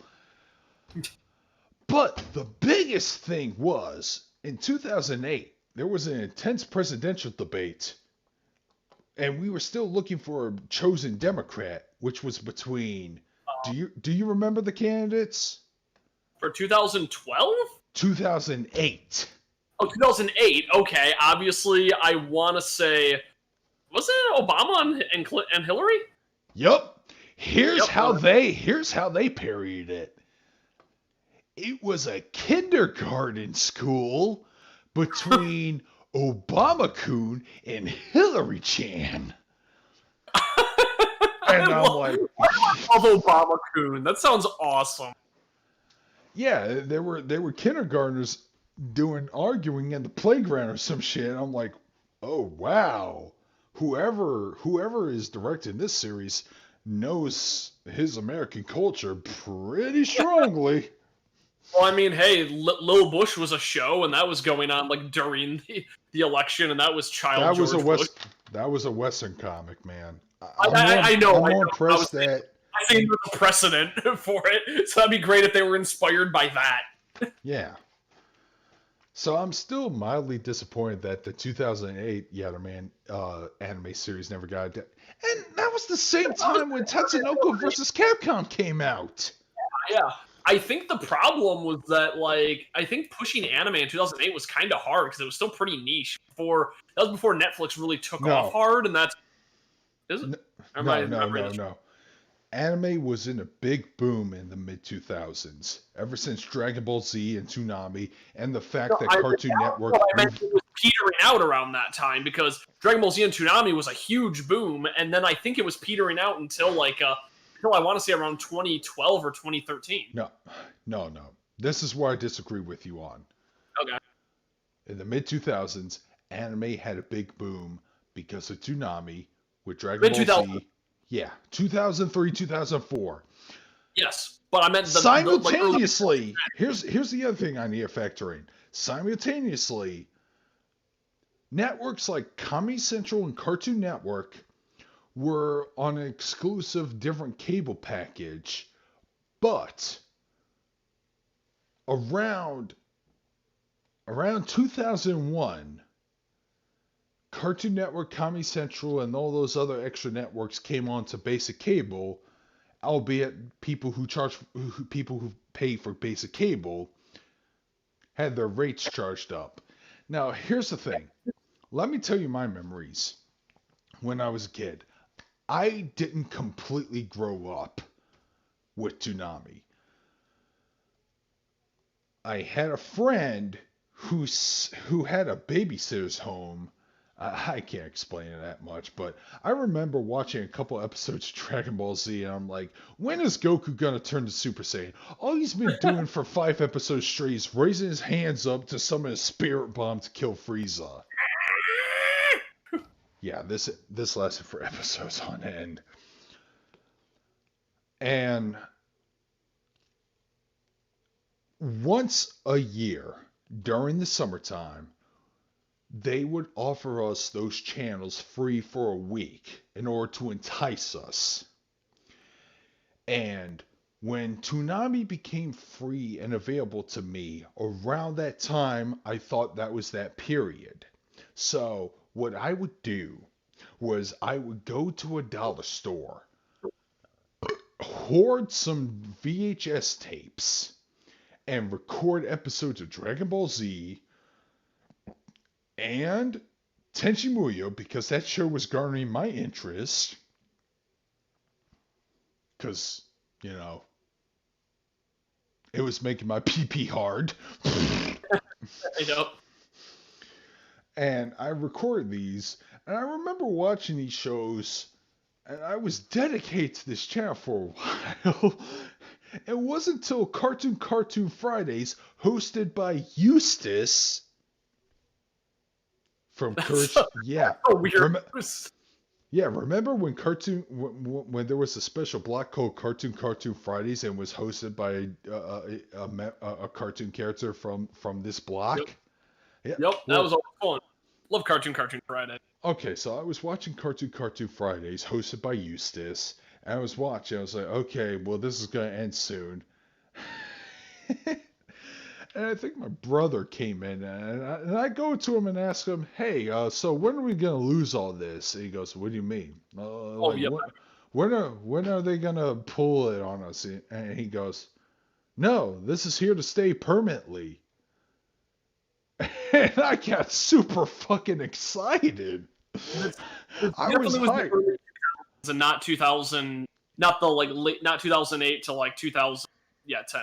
Because like I was saying, I'm pretty I'm gonna definitely argue on this because Toonami got canceled in 2008. So I want to say around like 2006 to 2008 was when the bubble burst, and then it didn't come back until like streaming repopularized anime. Yeah, you're right. That was when the bubble burst because I remember in 2007. Geneon fucking ceased distribution of their fucking DVDs. I'm like, wait a minute, you motherfuckers had the Helsing license. Yeah. So wait, what the fuck were we arguing about? You were saying you were saying why didn't they why didn't they localize Yatterman 2008? And I said because around 2008 the anime bubble was bursting. Well, when I say why didn't I localize Yatterman 2008, I mean like between 2010 to fucking now. Oh, that I don't have an answer for, but I'm assuming maybe that's just like, we're not going to localize something that's a couple years too old. Although then again, dubs Discotech Media is retro localizing, man. They like to localize the classics. Like Lupin the Third, Mystery of Mamo, the first ever Lupin film ever made. Like, come on, man. It's no excuse to not localize the original Tiger Mask anime that I really want to fucking see. That would be really surreal to get like a dub of like some anime from the 70s or 80s that never got dubbed before. It doesn't need to be dubbed. It can be sub only. I don't give a fuck. If it's cheaper that way, so be it. And we got a weird point where subtitles are more expensive than dubs. You know, that was the mindset because apparently back in the 90s, subtitled VHSs were more expensive than dub VHSs. Yeah. We had to edit more about the image. we had to hire translators rather than just tell the actors to say what we want. I don't know. I'm coming up with a weird narrative. I don't know, but anyway, my friend has a poster of End of Evangelion which advertises both the dub and sub VHSs, and for some reason the sub VHS was $5 more expensive. Never forget that Giant Robot Week, Toonami, like in prime time, like after school, like kids rock, ran the first 2 episodes of Evangelion and then advertised End of Evangelion on their website, like as being for kids.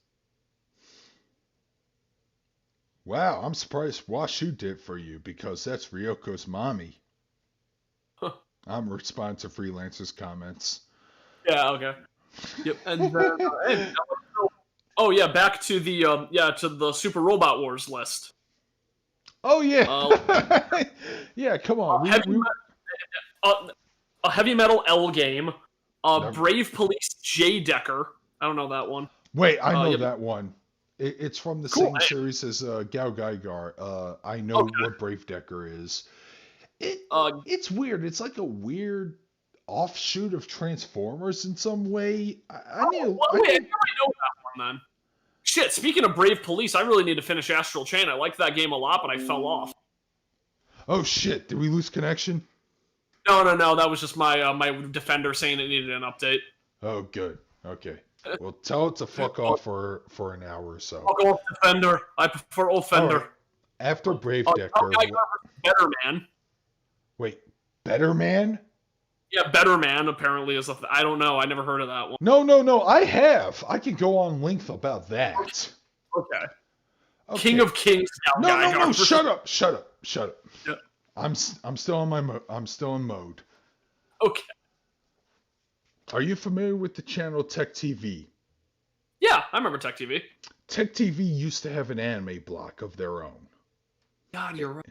It was called Anime Unleashed. It aired super late at night, and it aired very interesting and obscure titles like Crescent Stars, Baron Stars, Serial Experiments Lane, which probably may be their most popular title in the series, Magical Shopping Arcade of Benabashi. That's no fucking rule! How the hell did they air that on TV? Hey! You know, I never Hey, you want a fucking hot dog? How do you feel about a fucking hot dog, you fuckers? Hey there, fucking cowboy, fucking cowgirl, how the fuck you been? Fucking hot dog, fucking catch my muscle on that fucking thing. Oh, it costs $5. That would just that Silent Mobius. Show. Wait, Silent Mobius. That's one of the other shows. But they did air Better Man, and I watched most of it from start to finish. The show's probably garbage in hindsight. I don't know, but I thought Benabashi was like that came out before that particular studio kind of found their niche within Gynax. So that was like the prototype for Gurren Lagann, Panty and Stocking, and like everything that team ever worked on. I can see that because I recognize the art style because it was giving me Fooly Cooly vibes. Yeah. Also Fooly Cooly. It was before Fooly Cooly. No. What was it after? Okay, it might have been after Fooly Cooly. No, I remember Abenobashi coming out after Fooly Cooly. Now, you might be right there in terms of productions, but I remember watching Fooly Cooly first, then this show afterwards on different networks. Gynax pedigree. Man. So... Oh my god! Gynax currently registers as having 18 employees. I never saw, well, except for 8-Man, I never saw Sci-Fi Channel's anime block. So what is after Better Man? List the SRW 30 years. Better Man. Code Geass, Lucia the Rebellion Movie 3, and Lucia the Resurrection. Which, hey, I'm fine with that. Give us, I don't remember the name of her mech, but give us Callan's fat ass front and center. That one mech that has like the nuclear arm, and the way that Callan has to pilot it just bent over really, really far with their ass at the camera. What the fuck was that mech name? I don't know. The only Code Geass series I've ever seen was Code Ment. You know what? Code Ment was a masterpiece, So I can't help you. I'm at soup. We're all trapped in one big team deathmatch. Team deathmatch! Team deathmatch? Team deathmatch! Team deathmatch! Team deathmatch! Stop it! I don't... Stop it. Okay, fine, I can do one more. Team deathmatch! Team deathmatch? Team deathmatch. Alright. Apparently those memes got, like, so popular that, like, they even... like making Suzaku spin way too much that they started actually making jokes about that in like spin-off series. Man, the fact that they recycled that animation for the mech he was piloting was ultra hilarious. Anyways, okay, after Code Geass, and yeah, Abenabashi, I did watch from start to finish, and the ending was a little forced, but at the same time, I didn't hate it. I liked what they were going for. I thought that was a cool idea.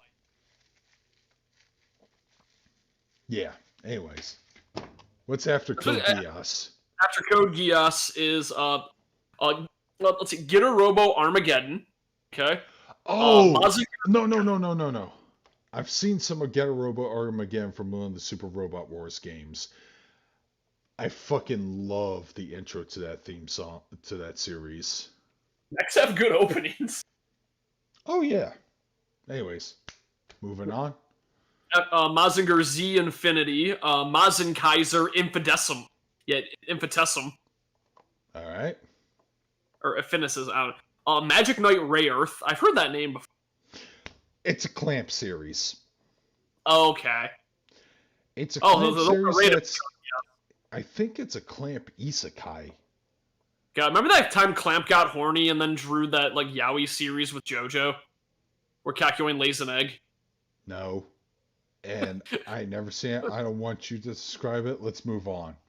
Okay, so anyway, he lays an egg. It's actually really famous in the JoJo community. They make a lot of memes about it. Yeah, I'm familiar with JoJo Bridge making fun of it with the Clamp meter. Oh god. Alright, yep, let's see. Gun X Sword, we talked about that. Galactic Armor Fleet, Majestic Prince. I don't know that one. Knights and Magic. And Quadruple S Gridman. So, they're gonna have Gridman. That's awesome. Still sounds like a milquetoast list, especially when Super Robot Wars T had Cowboy Bebop. I mean, yeah. If you're gonna bring the first Super Robot Wars globally, why the fuck would you not put Cowboy Bebop in there? What the fuck, man? Oh, they're not gonna put... What anime... God, they're not gonna put Votoms in there. Votoms are my favorite because it's just like some randos in like shitty like cobbled together mechs fighting super robots, but they just shoot the pilot in the face. Honestly, a good mech for a series like that, Heavy Object. Nightmare Frames is such a cool name for a mech, honestly. It's one of my favorites. No, remember, it's Nightmare spelled with a K. Well, okay. Well, you know that, no, I'm blinking out already. Oh, yeah, Netflix doesn't pay their studios well. Crunchyroll doesn't pay studios well. I'm shocked anime studios make money. That's the reason they have to charge so much for their DVDs. Speaking of, did you see the second season of Kobayashi? How is it? I've not watched it yet. But I've seen clips of, oh boy, I might love this show because now they're finally giving into the horny, and they're actually filtering out the shitty fans. Oh, so yeah, I saw some clips. They introduced Big Boober Woober. Yeah, she looks adorable too. I like her smile. Yeah, they got Big Boober. They have the Fuda subplot. They're going for it. They're like, yeah, we're sick of you. We're sick of you Tumblr refugees defending the show. We're done. No, I'm not talking shit about Scope Dog. I fucking love Scope Dog. He's my favorite. Because he gets out of his mech and shoots the pilot in the face. So you can use Scope Dog on Tengen Toppa Gurren Lagann. Or no, what's the name of the villain in that? It's the anti-spirals, but it's a little Hyper Zamboa. Genome? I don't know. No. Like, you can use it on Hyper Zamboa, who's the size of a galaxy, and Scope Dog just pins into a wall, gets out of the mech, and shoots him in the face. Like, that's how you can defeat a mech the size of a galaxy. You just kill the pilot. Either way, I'm kind of disappointed by the roster, because this... if you're gonna, like I say, if you're gonna release this game, who's announced so far? I don't know if that's everyone. No, I'm pretty sure that's the entire roster because these games are fucking cheap as hell. The charm of Super Robot Wars is the crossovers amongst the roster. The interactions, because even though it's a professional fanfic, awesome, my favorite kind. Yeah. So, if you guys were like, you know what, we need to bring this Super Robot Wars game and we're going to need the least show in the world, I'm kind of surprised you don't have anything Macross/Robotech in there. I'm very surprised they don't have Macross, actually. Dude, you know how awesome it would be if there was both the original Macross and Robotech? Like, that'd be bizarre. Well, fuck it. Have Lisa Hayes interact with Misa Hayase or Max Sterling or God, what the fuck is his name from the third arc with the buzz cut? You know what I want? I want to see them put Pacific Rim in it. That would also be just as fine. Yeah. Yeah, just Man, go over I the should watch top. that Pacific Rim anime. I heard it was shit though. Big O is not on that list, and Big O was in No, a Big O is previous not Super there. Robot I know game. they had What Big the O in a fuck? previous game. Yeah. Yeah. Big O is weird because, oh god, yeah, Big O was more popular in the States than it was in Japan, so that's where it gets kind of. I know, and yet Super Robot Wars Tyson put Cowboy Bebop in there, but they never localized Yeah, it good for point. America. Yeah. Yeah, I'm just I think there's saying. some weird pulls. Oh god, the worst pull they could ever have would be Wizard Barristers. Man, that anime was shit, but it had kind of a cool mech. Yeah, Big O did appear in the Robot Wars games. Yeah, he is. Yeah, he's in. Fucking two best friends did an LP of it back when Yeah, they were. I remember.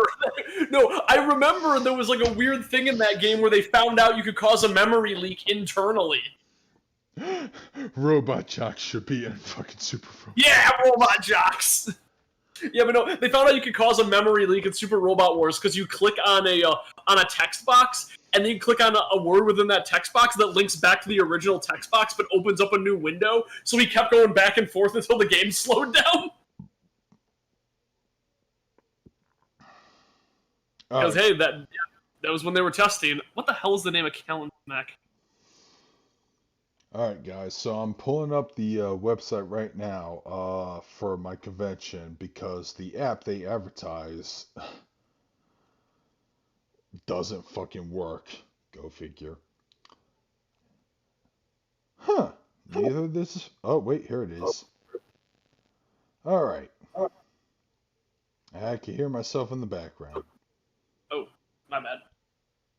Turn down my sensitivity for that.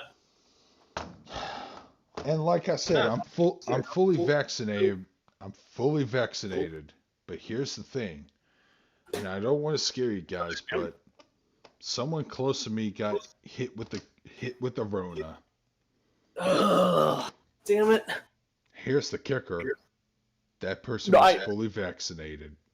Oh, fuck. That's fine. Mm.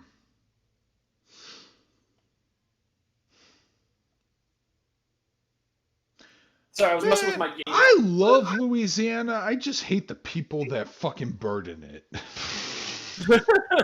No. So I know that it doesn't Callan's mech have a particular name because it's red and customized, and it also has that crazy like radiation arm. I swear that Callan's Nightmare Frame has a name. I was looking at the names of half the shit in Code Geass. I forgot how hyped this was. It's like, the cube revolves at high speeds during a state of drive activation known as Yggdrasil resonance. And that's what creates the electricity inside her mech. What the fuck? I don't know who's gonna win WWE's Money in the Bank, and quite frankly, I don't care. Because the Money in the Bank gimmick is stupid in the first place, and the way they handled it last year with Otis shows that the creative team doesn't know what the friggity fuck they're doing. Okay, yeah, that's weird. Yeah, Callan never had a. Her mech just doesn't have a name for some reason. I could swear it had a name because it was red and very special. Okay, they called her Queen 1, so I guess I just called the mech Queen, but I don't know. I swear it had a name. I feel crazy. Oh no, okay, that was called Gurren Type 2. That's what I was thinking, because of course it would be called Gurren. Oh. We can pre-register at 4 p.m., I think, on the Thursday. All right, so my bros, being Windsor and Art, should hopefully be here by 4 p.m. at the least. I'm trying to get there as early as possible, so. Let's see.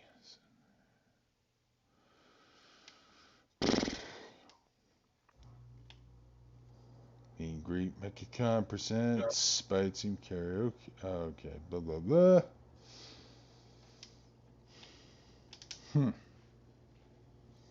I'm just trying to see some events I might be interested in.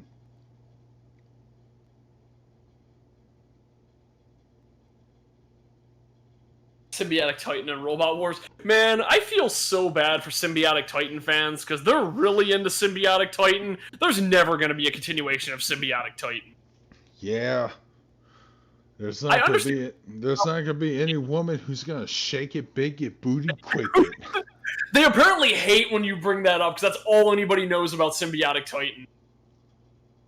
Well, of course it is, because that's the most normy thing you can show to some people.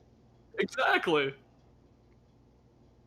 But go like, that was out of context. That's not what the show's about. It's like, oh, so that was not what the show's about? Fuck this then. I'm not watching it. I gotta watch the shaking, bacon, booty quaking. No, the real response they sure said was, no. No. Oh. No, you're too skinny to twerk. Fucking eat a cheeseburger, you skinny bitch. God, I want to. Oh, did I mention I'm a chubby chaser? Because I'm a chubby chaser. I mentioned that. I'm pretty sure it says that in your driver's license. Right under organ donor. If I see a legally adult cosplaying as Fuda... Why would legally adult make me laugh? Well, I don't want to be that guy. The phrase legally adult makes it sound like you can be illegally adult, and I don't know what that is. Well, here's the thing. The convention still involves everyone regardless of age. Here's my logic. You are a lolicon until I see... Yeah, proof of ID until you're 18 and up. That's the logic that Windsor brought upon to me. And if I see a fat French fry eating elf and an 18 up panel, all bets are off. I'm gonna dip in that fry grease. I need to get laid so badly. Oh god, if there's an Elf on a Diet cosplayer, I would love if she had the cone around her neck. I hope she once in a while would like take a French fry and try to and then do like the mascara cry. Wait, you say when did you become a chubby chaser? I'm pretty sure from the day he was born.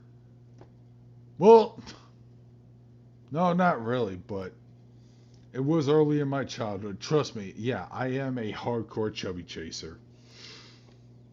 You know what? One of my favorite jokes I've ever heard was back on Video Games Awesome, because they used to always tease their friend and say that he liked little girls. And there was just a random thing that they brought up that's going like, hey, so when did Ben start liking little girls? Well, that all started when he was a little Ben, and he liked girls his own age, and we thought it was cute, and that he grew out of it. And I never did. And he just looked so proud when he said that. It makes me laugh to this day. Good times. It's a shame that channel's dead. Yeah, for a reason, because I didn't think that was funny at all. Well, obviously he liked of-age women, but I love that, like, they said that to him so many times he used to stop denying it because it became funnier to just accept it. Well, considering how... I'm not even gonna Okay, this predates Discord, back when that kind of joke was funny, because not every internet personality was a pedophile. It was funnier to make jokes about back when it wasn't true. Aren't you upset at the fact that there are more pedophiles than mass shooters? Huh. You're kind of... For whatever reason, I thought you were going to say that there's more pedophiles than children, and I don't know why. No, it's just that... I get hit by this news all the fucking time. And I'm freaked out by it. Well, I mean, Okay, because Let me give you an wondering- example. Yeah. There was a YouTube personality. I don't know what the fuck he did before, but apparently he was an official translator for two things. One is this shonen manga called Jujutsu Kaisen. I don't know what that is. I've heard it's great. All my friends keep telling me to watch it. And the other thing he also translated was Dragon Ball Z, That Time I Got Reincarnated as Yamcha, which I am familiar with. I know about that one. Yeah. And he was also a video game streamer or whatever. Well, the reason why I knew about this guy is because I don't know the rest of this guy's username because he uses it in numbers, so I'm just going to call him NJ for short. He made a tweet saying something along the lines of, are those That Time I Got Reincarnated as Yamchas are going to be collectibles? I'm like, what are you talking? So I dig in that rabbit hole to find out that guy, who is also a YouTuber, got busted on 4 counts of owning CP. Oh, God. Ugh. Like I said, I'm like, fuck, man. Why can't you be like that asshole Trey who wants to shoot up... Oh, wait, hang on a second. Let me backpedal. Let me backpedal. Here's the thing, though. Sex crimes, at least in America, are perceived as 10 times worse than violent crimes. That's true, and I always found that kind of weird. If I murdered somebody, let's say, you know what, fuck it. Let's say, for example, somebody murdered another guy because he was sleeping with his life. Lee Everett, Walking Dead Season 1. You can kind of somewhat see what he's talking about.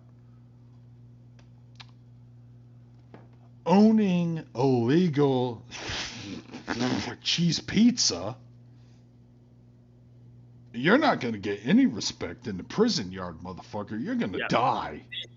You know what? The example I heard, which made a lot of sense, is that there are justifiable reasons to kill, like self-defense, protecting someone else, all that kind of stuff. There's never a justifiable reason to sexually exploit someone or rape someone. Hey, what if you were killing somebody because they were going to rape your daughter? Regardless of what Dave Chappelle said with his superhero ID. I don't remember that. Enlighten me. Dave Chappelle had a bit where he mentions, like, I'm gonna make the first rapist superhero. He'll save people, he'll also rape, but he'll save more than he rapes. Okay, if he is raping the people who he's about to rape... No, raping the people he's about to rape. No, I'm sorry. Hold on a second. Fuck. Jesus. Raping the predators he's about to rape. Okay, that would be a hero. Honestly, that's a hero I could get behind. Yeah. He gets behind everyone else. I'm sorry. Oh, shit. I may have to censor this because some fucking cancel culture network might pick this up. But no.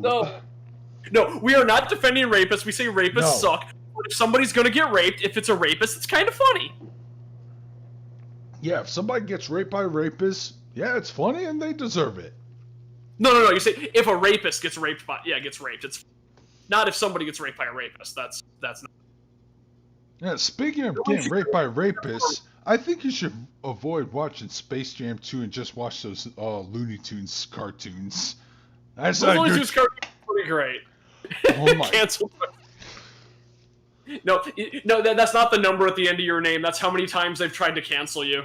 Cancel Darkstream, take 217. Maybe this time it'll work.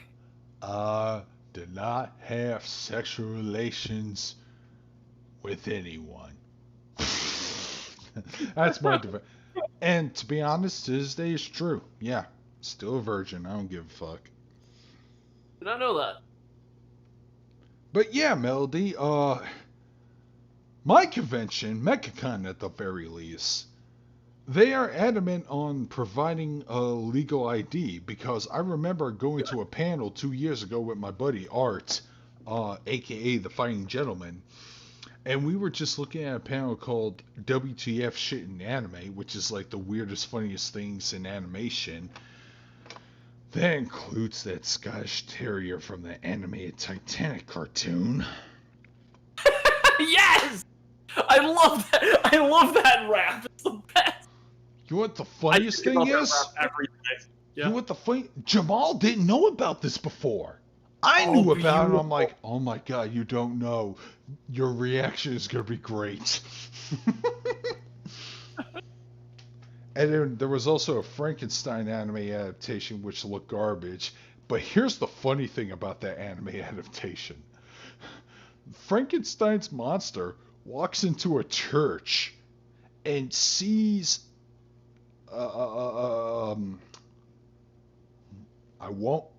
not gonna say statue, I can't say figurine. What's the other thing I can say? Bust? No, not bust, because it is a full-bodied object. Like, talking a full-size statue or a figure? Okay. Sculpture. Okay. Damn, I need to lay off this shit. Anyways, he sees a full-size sculpture of Jesus crucified, and he stares at it for a while, and the camera work has it cut to his face and Jesus, his face and Jesus, his face and Jesus, Jesus's hands, Frankenstein's monster's hands, implying that he is relating to Jesus. Oh my god. Why does this remind me of that Patton Oswalt bit where he said he got a taxi driver who went off and told him about his book idea, which was about Frankenstein, like helping the Jewish people during World War II because he found out he was Jewish because of his last name Frankenstein? And Patton just said, and I got out of that cab and I immediately wrote down that entire speech so I wouldn't forget it. Damn, I am a hardcore Patton Oswalt fan, and I totally slept on that. Oh, it's a funny. Oh my god, that sounds great. And he should do that. And his taxi driver went off and just explained an entire novel idea he had, and that was the novel idea. Alright. So yeah, if I'm gonna look at some titties, I wanna look at legal titties. Just like that time when Obama won the election. And looked at legal titties. I saw so many big black titties that day, man. Oh, sounds like it would have been a nice day. Man, you know what? I'm really happy with how I spent last election, which is I got plastered on whiskey, and I ordered a pizza, and I just binged an anime until everything blew over. Then it took like 6 days to call it, but like being drunk during the heavy part of the election was a good decision. Oh yeah, Kimmy, I do not smoke weed. I tend to eat. No, I'm just really drunk. That being said, I was tempted to buy some THC gummies, which I need to talk to Tom about to see if... So, I bought a THC Nerds Rope the other day, and I took it Friday, and it's 200 milligrams on it, and I figured, I'll eat half of it. And then I ate half of it, I'm like, what's a recommended dose? It's like, 50 milligrams is what you're supposed to take if you're a heavy user, and I took 100. And what happened? I fucking ascended, and I watched Mystery Science Theater, watches Mac and Me, and I think I got nightmares. I was zonked out of my mind trying to watch Mac and Me, and like, that movie is a trip already, and the fact that I was already tripping and kind of falling asleep halfway through made it even worse. Do you remember the ending of Mac and Me? I never seen Mac and Me, period. Okay, Mac and Me's a terrible movie, but it's like an ET ripoff, but it's like his entire family is stuck on Earth, and the kid like gets everyone of the alien family together, and the movie ends when the alien family walks into a convenience store and freaks out the populace, and the police come and shoot up and explode the convenience store, and the main kid dies in an explosion and is then resurrected by the alien's family. But it is fucking weird because I forgot what I was watching for a second and looked up and went, oh fuck, what is that? Because I see an alien wandering around a convenience store. Oh shit. Here's the thing. I noticed THC's gummies are being sold at my convenience stores. And technically my vacation started now. I don't know if I should do it, but here's the thing. Tell the story, Melody. Oh, yeah. Here's a fantastic story, Melody, about, I'm not high. But I am semi-tempted to just substitute that for eating gummies, but because like I said, my convenience store sells them over the counter. But they sell like 10 to a pack. I'm like, I don't know if I should. You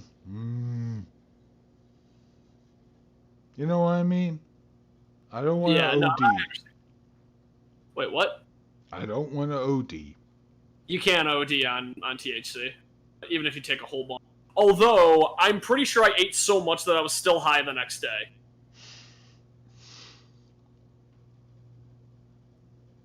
Will that be caught up in a drug test 2 weeks later? Oh, 2 weeks later? Yeah, probably. Shit. I think it leaves your system in like 3 weeks. It's pretty much legal now. I don't know how that goes. It's funny because I see THC gummies, but I googled a week ago seeing if marijuana was legal, and apparently I don't think it is. I just every time I hear someone say marijuana, I just think about Bob Backlund going, all these rumors about me are not true. I've never eaten marijuana. Which implies he probably did eat it. Oh, he did. But I love Bob Backlund's unhinged, like, old school wrestler that hates everybody, like, in the modern era gimmick. I wish more people would do that, because it's a great one. What'd you think of Paul Orndorff, who passed away last week? I didn't really follow Orndorff that much. Same, and I kind of regret it. God, Melody, that sucks. I hope that you got a restraining order and that's over and done with.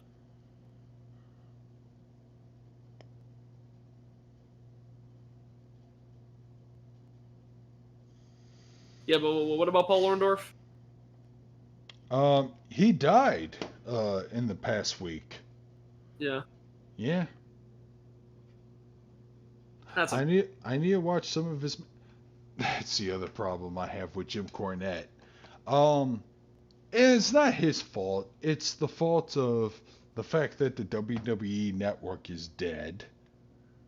Which makes me want to fucking take a baseball bat to some car windows.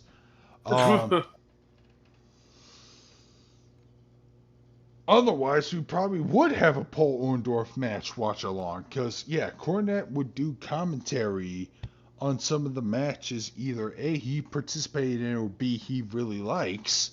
And I would do those watch-alongs. I would watch along Midnight Express versus the Southern Boys, or Stone Cold versus Bret Hart, WrestleMania 13, the submission match. You know that one? The one where Stone Cold bleeds so hard he passed out? Oh yeah, that one's fucking rad. That was in Titan Screwed. I think it was Titan Screwed. If not, maybe Titan Shattered. But that's the thing I like about these audiobooks. They describe it like I am watching a wrestling match. storybook form. Like, yeah, you get. I want a pop-up wrestling storybook. Well, I've been listening to these storybooks, and I'm like, oh my god, this is intense. Hogan's doing a leg drop on The Rock, but Jim Ross said that was the move that killed Andre the Giant. Is The Rock done for? 1, 2, he kicked out. Speaking of Andre the Giant, I had a pretty good weekend. I had to dog sit for my parents, and my grandma lives next door, and so we watched the. She never saw The Princess Bride, so I put on The Princess Bride, and we watched that. What'd she think? She really, really liked it, and the first time she saw Andre the Giant, she had no idea who it was. It's like, you're kidding. Are they doing camera tricks? There's no way that guy's that big. I'm like, no, his name's Andre the Giant. He was 7'4". She's like, what? And I told her more about it. She never heard of Andre the Giant before. Oh my god. Hold on. I need you to link her at least this. Because here's the thing. I learned... When I was listening to Eighth Wonder of the World, which is this super biography on Andre the Giant, they mentioned Princess Bride, because why wouldn't you? Yeah. Hold on. Stan Hansen. Andre the Giant. Alright. It's an edited video that only shows the highlights, and they have some smooth jazz background music or whatever.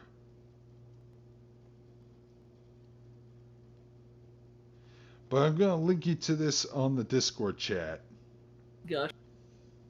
Just something you can show your girlfriend. Because this was Andre in his fucking... I said girlfriend? I said grandma. Oh, show it to your granny. Yeah. Because this is showing off Andre at his fucking at his prime at one example. Yep, I've never Stan Hansen. Yep. Yep.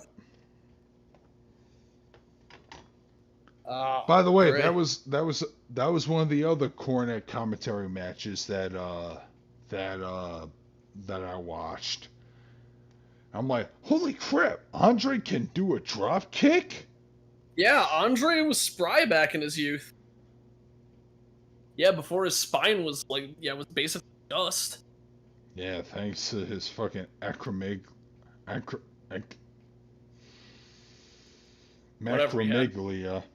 gigantism. My favorite Andre the Giant story that came out of The Princess Bride was that time on set where he farted for what did they time it at? Was it 16 seconds? I don't know. 16 I know what you're seconds. talking about. I had 16 seconds. It's like, Andre, are you okay? I am no boss. I told her the story when she was asking, is he that big? I'm like, oh yeah, no, he's huge. And I told her the story of when Andre and Arnold Schwarzenegger had dinner together. And I said, no, when they had dinner, Arnold reached for his wallet, Andre stood up, picked up Arnold like a toddler, set him down, patted him on the head, and goes, no, I pay. You know what's really funny? Apparently, him and Dusty Rhodes were at a New Orleans bistro, and it was raining, and I think there was a power outage or something, but apparently Andre thought it'd be funny to piss on Dusty's leg. Oh my god, Andre. Yeah, he was laughing about it. And the whole time I'm thinking to myself, where is that restaurant? I want to dine at the restaurant where Andre pissed on Dusty's leg.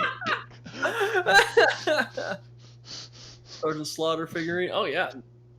I don't know how much wrestling figures go for. I figure it'd be different for a lot of those. Oh, Mattel's gonna sell a Sergeant Slaughter figure for an SDCC.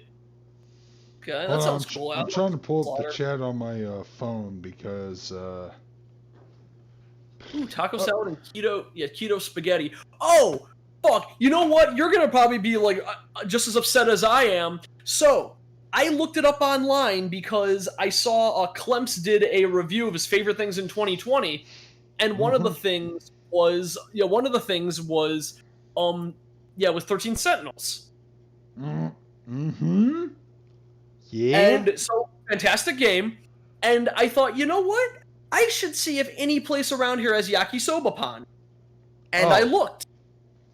I found a place. Well, first off, he made his own yakisoba pan. He made it with fucking French bread because he doesn't know how to make a sandwich. You don't do that with soft ingredients. So, I looked at a place. I'm like, this looks amazing. There's a place like 15 minutes away from me that has yakisoba pan, which, for those who don't know, is yakisoba noodles in a sandwich with like curry bread and like some spices on it. And it looked amazing. I looked it up online, went to the place. They cut back their menu after COVID, so they no longer serve like any lunch, meaning the yakisoba pan is no longer offered there, and thus I can't find it anywhere. I was really upset. Because that was going to be my breakfast that day. I drove down there, it was pouring rain, I'm like, I'm going to get some yakisoba pan, and they didn't have it. So I went to the bar next door, got a bourbon, and I had a bourbon and a sandwich for breakfast. Alright. So, on the subject of whatever fuck, we were talking about yakisoba pans. Yeah. We were talking about Andre Giant. Shit, I can't remember. Andre Giant would have loved the yakisoba pan. He would have ate fucking 10 of them. Yeah, he would.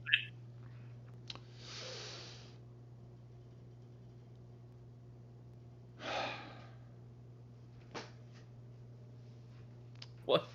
I can't remember what the hell I was gonna rant about, dude. You're doing okay. I should do more. Yeah, you should. I'm gonna. The tutorial of how to make the brood witch. Oh yeah, I forget. Yeah, the brood witch. Yeah, I think that Binging with Babish did the brood witch from Aqua Teen. Which helped. I'm gonna use the restroom real quick. Yeah, I'm gonna grab a drink, but yeah, I think I'm gonna probably next time I go shopping, I'm gonna get everything I need to make homemade yakisoba pan. Because it's actually pretty easy to make. You just have to make the yakisoba noodles and like put them in a sandwich and then put the spices on it, which shouldn't be that hard. Considering I can get easy to make yakisoba, and I wouldn't use French bread. I would probably use a hoagie bun or Italian bread to make it, because Italian bread is soft. That's what you should make a big sandwich.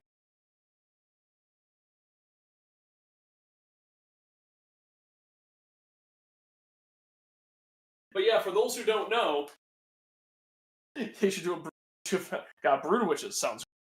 But for those who don't know, if you're making a sandwich, if you're using soft ingredients, use soft bread and if you're have like hard ingredients like thick cheese or like thick cut salami or like bigger hunks of meat, you want like hard bread, like a French bread roll or something or a baguette. But so you don't want to make a sloppy Joe with French bread because the outside of it's too hard and you take a bite and all the ingredients squeeze. Yeah, the hardness of the bread must match the hardness of the ingredients. I'm not a very good cook. So that way, when you take a shit, the hardness of your anus matches with the ingredients inside your bread.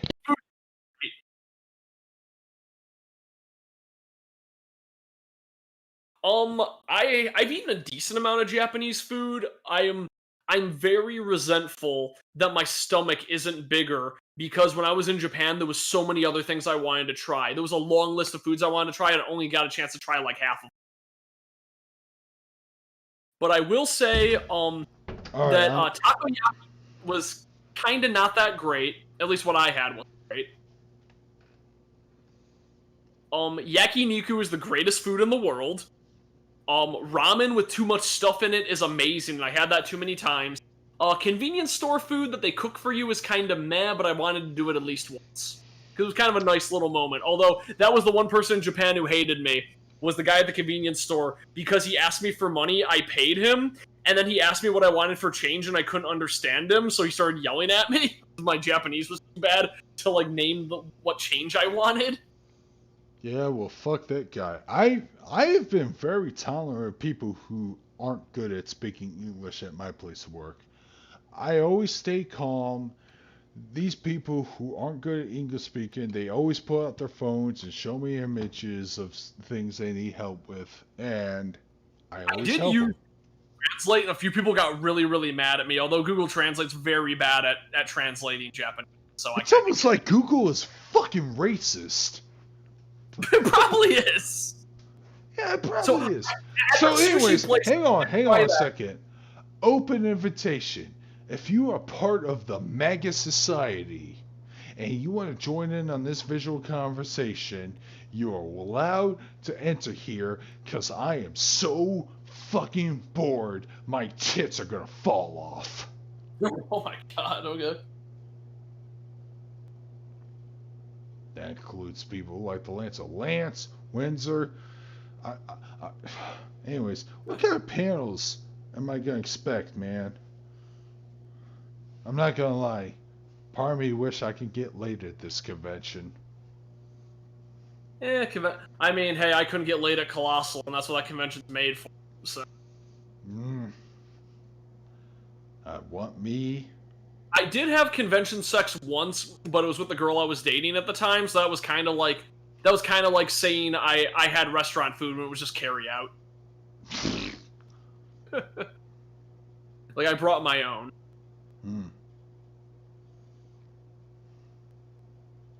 I never ate at the Ribera Steakhouse. I'm not even sure what that is actually.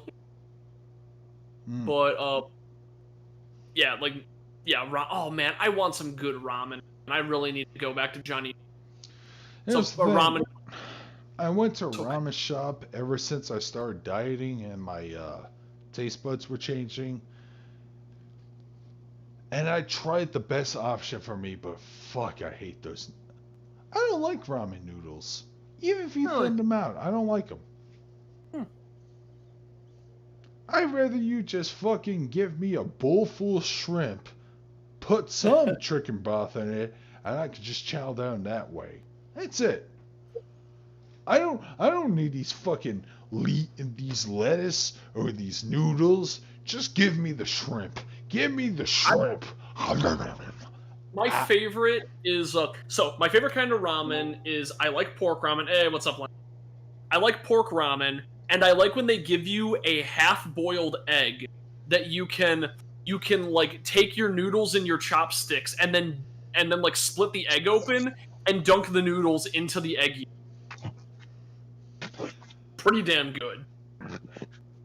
I've seen that before. I can't remember if that was anime or something I did or one of my friends did when we went to that ramen shop. But anyways, it's good to see you again.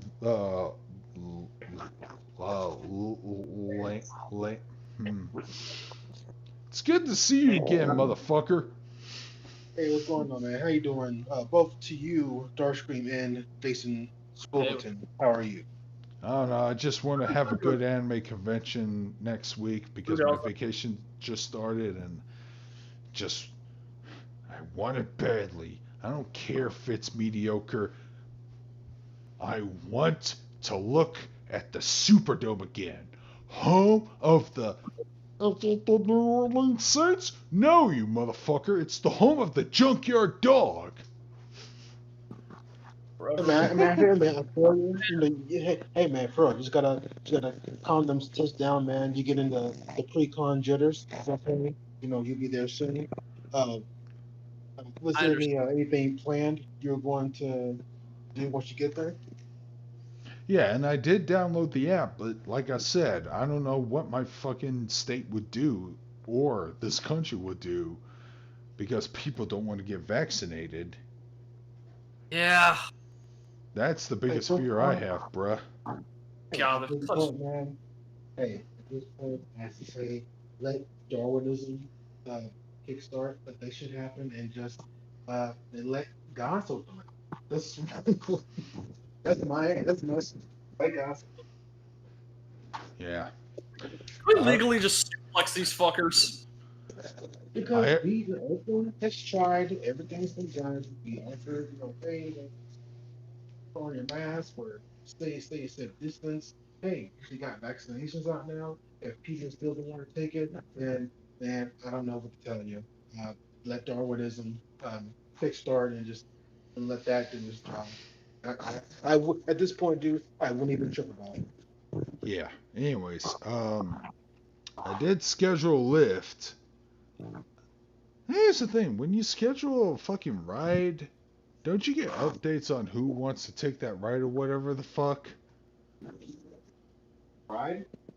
Yeah, that's the only reason I pick Lyft, because they have schedule rides. You can schedule a week ahead of time. Uber didn't have that feature a couple years back. Oh, that. Yeah, yes. Yeah, you can schedule rides. Which I did. It's as long as you put something in, like right now, they're usually pretty good about them like having someone in there to pick you up the time that you schedule. Alright. I guess we'll see you later on. Anyways, Alice says you're talking about the Tiger Mask getting adapted in English dub.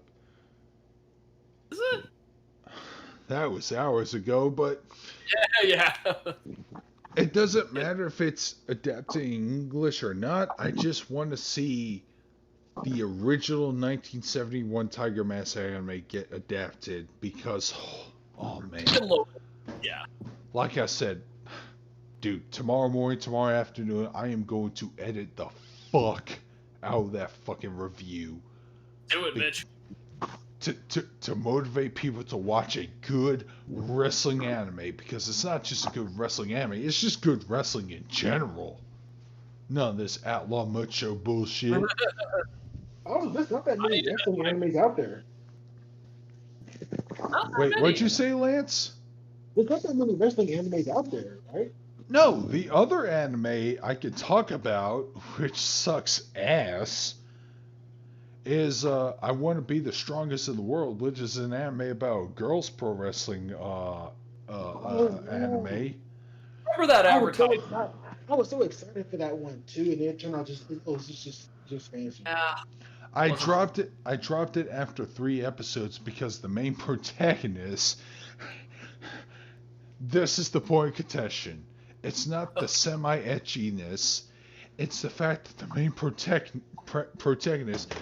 You know what? No, Squiggleton. Guess how many losses this woman had in a row? The main protagonist. Glass Joe. 99. I don't know. I'm assuming like 10 losses in a row. Higher. 30. Higher. Did she have 99-0 like Glass Joe? Lower. 50? Yes! God. By the 3rd episode, not only did she have 50 losses in the row, she would lose to the same 2 submission holds. It would be either a Boston Crab or a sharpshooter press. And it wasn't until at the end of the episode she would throw in her letter of resignation. By the way, she's not a job girl. Kayfabe doesn't exist in the anime, so it's not like it's not like her boss is like, so yeah, you're gonna fucking be in there for like a minute and then submit to a Boston Crab. No, she's losing because of her own competent skill. And I hate it. I hated it so fucking much. Dark Star Archangel asks if you're watching the One Punch Man manga. Well, you don't really watch a manga, but I really, really lost interest in One Punch Man when I was reading the manga around the, I think it was called like the Man Who Would Be a Monster arc. But everyone talks about how good that is, and I generally don't like One Punch Man. I don't like their like pattern of story. Like every arc kind of plays out the same way, and I wasn't a fan that it has the same 3 jokes over and over. And One Punch Man was pretty, and for a couple years I was saying, yeah, if One Punch Man wasn't pretty, you wouldn't give a shit about it. I was like, no, what are you talking about? The storylines and the writing and characters are great. And then JC Staff, or whoever did season 2, and it was shit. And everyone's like, oh man, I guess One Punch Man was bad if you take away the good art style. You think? One Punch Man is all style and no substance. Up's like a 100. better. I never cared about One Punch Man. Again, the problem, you can't extend an entire series out of a single. That is true. It should have been short-lived. It should have been one season. That would have been great. Like, But 30 chapters in the manga, whatever. But unfortunately, very few manga will do that. Every time I see a manga that does that, it's like some nobody thing that no one cares about, like that one manga I recommend to everybody because it's fucked up. well, I was gonna say, in regards to Tiger Mask Double, the thing I already mentioned this in my review. The thing I love about that anime is that it is grounded in realism because I am sick and tired of fucking anime shows where characters are getting punched through like 30 stalactites or buildings or whatever, and they're put into a crater, but they're not dead or severely crippled. They're just like, and then they just crawl off of it just fine. You know what I'm talking about, right? Oh, totally. Yeah, the lack of, just the lack of putting agency on attacks in anime. Because like It made people me get thrown through walls and shit, and it doesn't hurt them. But like a single regular punch looks like it does a ton of damage, and it's at that point you're like, I don't know what's lethal and what isn't to you, idiot. Well, that's the thing I love about Tiger Mask Double. Like, the injuries actually severely matter in that show. Yeah. Like, especially at the end of the episode. Holy shit. But Okay, here's that manga I always forget about, that I always forget the title of. What the What? hell is it called in English? The Few Things I Can Do for Anna, Even Though I Didn't Deserve to Be Born, is the manga I like to talk about because 21 chapters long, perfect length, 3 volumes. It's about a piece of shit failed mangaka who accidentally kills himself and wakes up at age 10 and tries to fix his life, immediately gives up and becomes a psychopath who murders. oh, you told me about this series, and Yeah. It's really good. It's a perfect length because it's 21 chapters long. You can finish it in like one night, and it's like properly like dark with a good amount of twists. What's the name of this manga? The Few Things I Do for Anna, Even Though I Didn't Deserve to Be Born. hold on. I'm going to object to that because I read a couple chapters there, and in hindsight, I wish I didn't. Yeah. Because there was a fucking rape scene in there, wasn't there? Oh yeah, there is. He's a horrible piece of shit. Yeah, I don't care if it's fictional. I don't want to read That's that. fair. Yeah. That's fair. And this is coming from a guy who loves Negima. Just for the record. There's no rape in Negima. I mean, there's borderline fan service where it shouldn't be. But hey, if I can legally buy it from Barnes & Noble and Books A Million, I'm not going to jail, so fuck you. But there's I doubt that manga is going to get localized anytime soon. So hey, good anime news. Konosuba announced a new anime. Awesome McPossum, because I did watch the first two seasons. I didn't see the movie that focuses on great. Yun. The movie's great and has some beautiful animation, and according to the writer of Pulp Fiction, is better than The Godfather. Did you hear about that? I I've heard did. about Pulp Fiction. Yeah, I did. That was amazing. I looked more into it, and it's kind of a cute story, because when people go like, why the fuck did he watch this movie? What's going on here? And he's going, oh, his daughter's a huge weeb and has the same birthday as Megumin. So he immediately loved just watching the movie with his daughter, and he liked Megumin a lot because when she said, hey, she has the same birthday as I do. Cool, it's my favorite character now. What a good dad. You know, it's shit like this is why I respect Violent J from the Insane Clown Posse so much. Me too. You remember how his daughter's a furry? Yeah. You remember that incident? I love wholesome dads with dork daughters. I think it's the cutest thing ever. Well, here's the thing. I would never expect Violent J to be wholesome or Quentin Tarantino. But Well, I'm glad it is the case. or no, like one the of writer, writer, one of the writers. the writer, whatever. But you see where I'm getting at. Yeah. But yeah, and here's the funny thing. Insane Clown Posse's music, at the time I didn't like all that much, but considering how rap has devolved nowadays, yeah, I would rather listen the to. glory days of homies. Yeah, I would rather listen to Juggalo Homies 20 times over than whatever this modern day Grey Poupon. I don't know if I was talking about this with you or with my friend, but the problem I have with hip hop is that like the subject matter is so fucking narrow. Most hip hop I come across is people talking about themselves or their life experiences, but I can easily find bands in other genres that have like fantasy stories. Give me more fantasy and sci-fi hip hop. Yeah, well, I definitely see what you mean.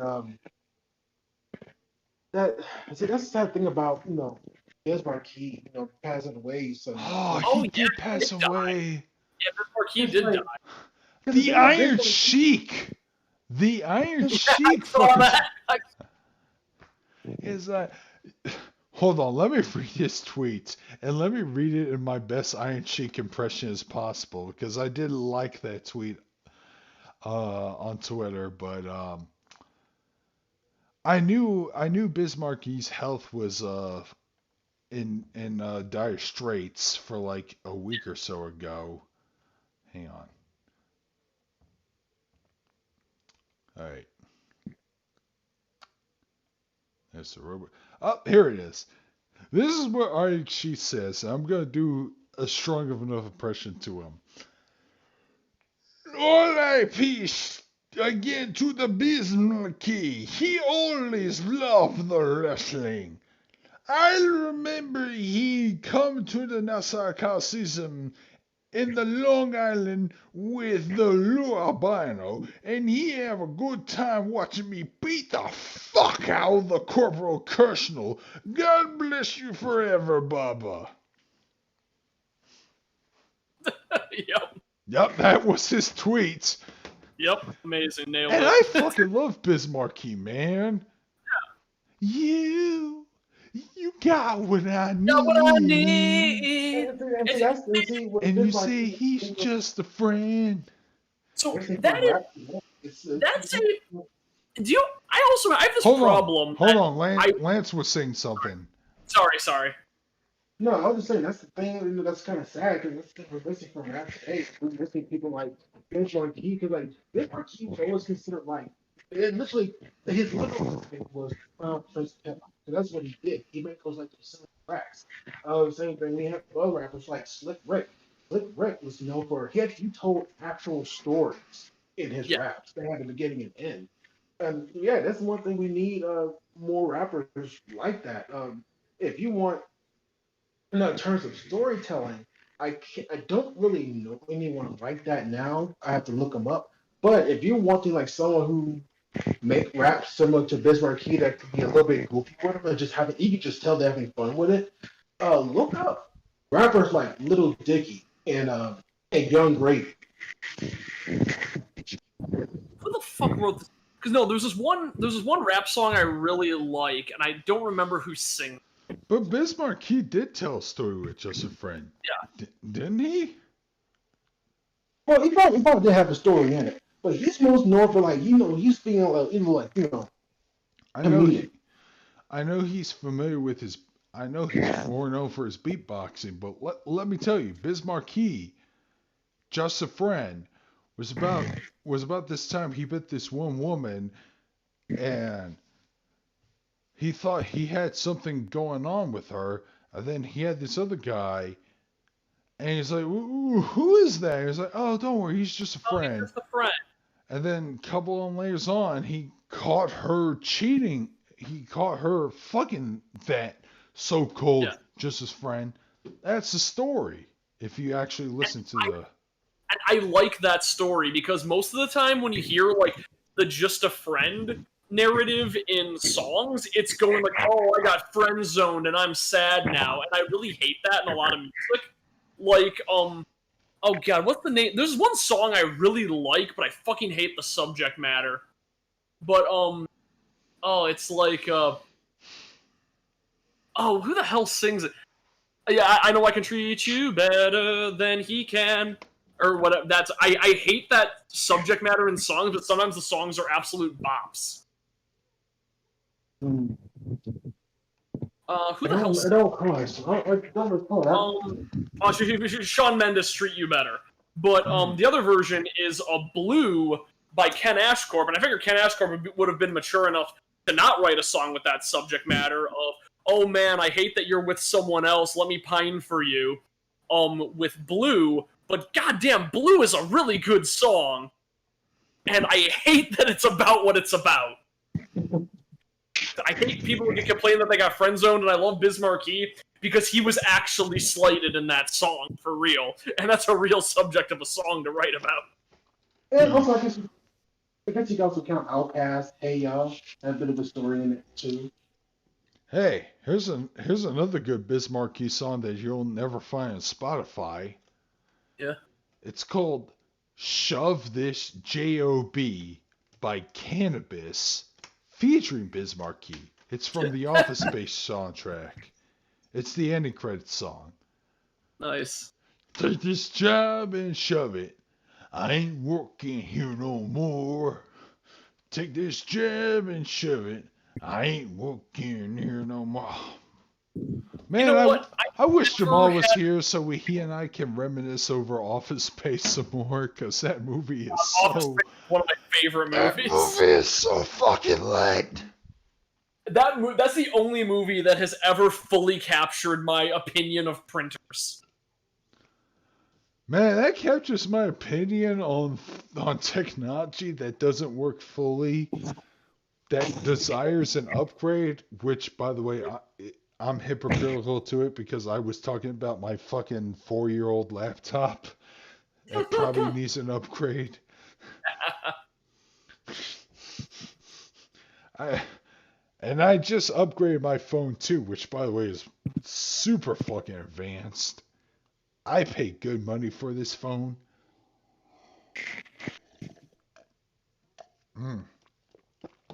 Okay, so the rap I was thinking of was the Dance with the Devil by Immortal Technique. Is a very good rap that tells a fucked up story. Uh-huh. And again, I love songs that tell stories, and this one's properly dark. It's about a guy who's trying to join a gang, and like the fucked up stuff he ends up doing just trying to. I may have heard the song. I don't want to give away the twist in case anybody wants to, but it's a good song. I may know what you mean. Well, here's the other thing. If you're ever curious about the film Menace to Society, you really don't need to watch it. All you need to do is listen to the song Straight Up Menace by MC8. You may know him as the guy who portrays Ryder in Grand Theft Auto San Andreas. You know, the easy looking motherfucker. Yeah. He did the lyrics to Straight Up Menace, which summarizes the entire plot. You know. I think my favorite album is the anti-censored version of Straight Outta Compton that removes everything except for the swearing. I haven't seen that one. I haven't seen that cut. It's entertaining. It's just a list of it's just a compilation of all the words that would have been bleeped out in the Straight Outta Compton album, and it's like 2 minutes long, and it's just nothing but swearing and like abrupt song breaks. It's really good. Only 2 minutes long? That's Let me see if I can find it. Let me see if I can find it. It might be long. That being said, Straight Outta Compton is still one of my favorite biopics. Do you guys agree? Oh, it's fantastic movie. I still haven't seen the movie. My dad, who fucking doesn't care for rap and hip hop loves that film. Yep, Straight Outta Compton, just the swear words is 2 minutes 49 seconds. Anyways, let me see what panels are gonna happen at Mechacon. Yeah, go for it. No, we had a couple of panels. That's nothing I've got to mention about. I should send you the Straight Outta Compton. Yeah, like all the curse words version. Alright, I No, can't. What about Big Weeb? Yeah, legendary anime chief. Panels. Let's see. You're a new name. Welcome to the show.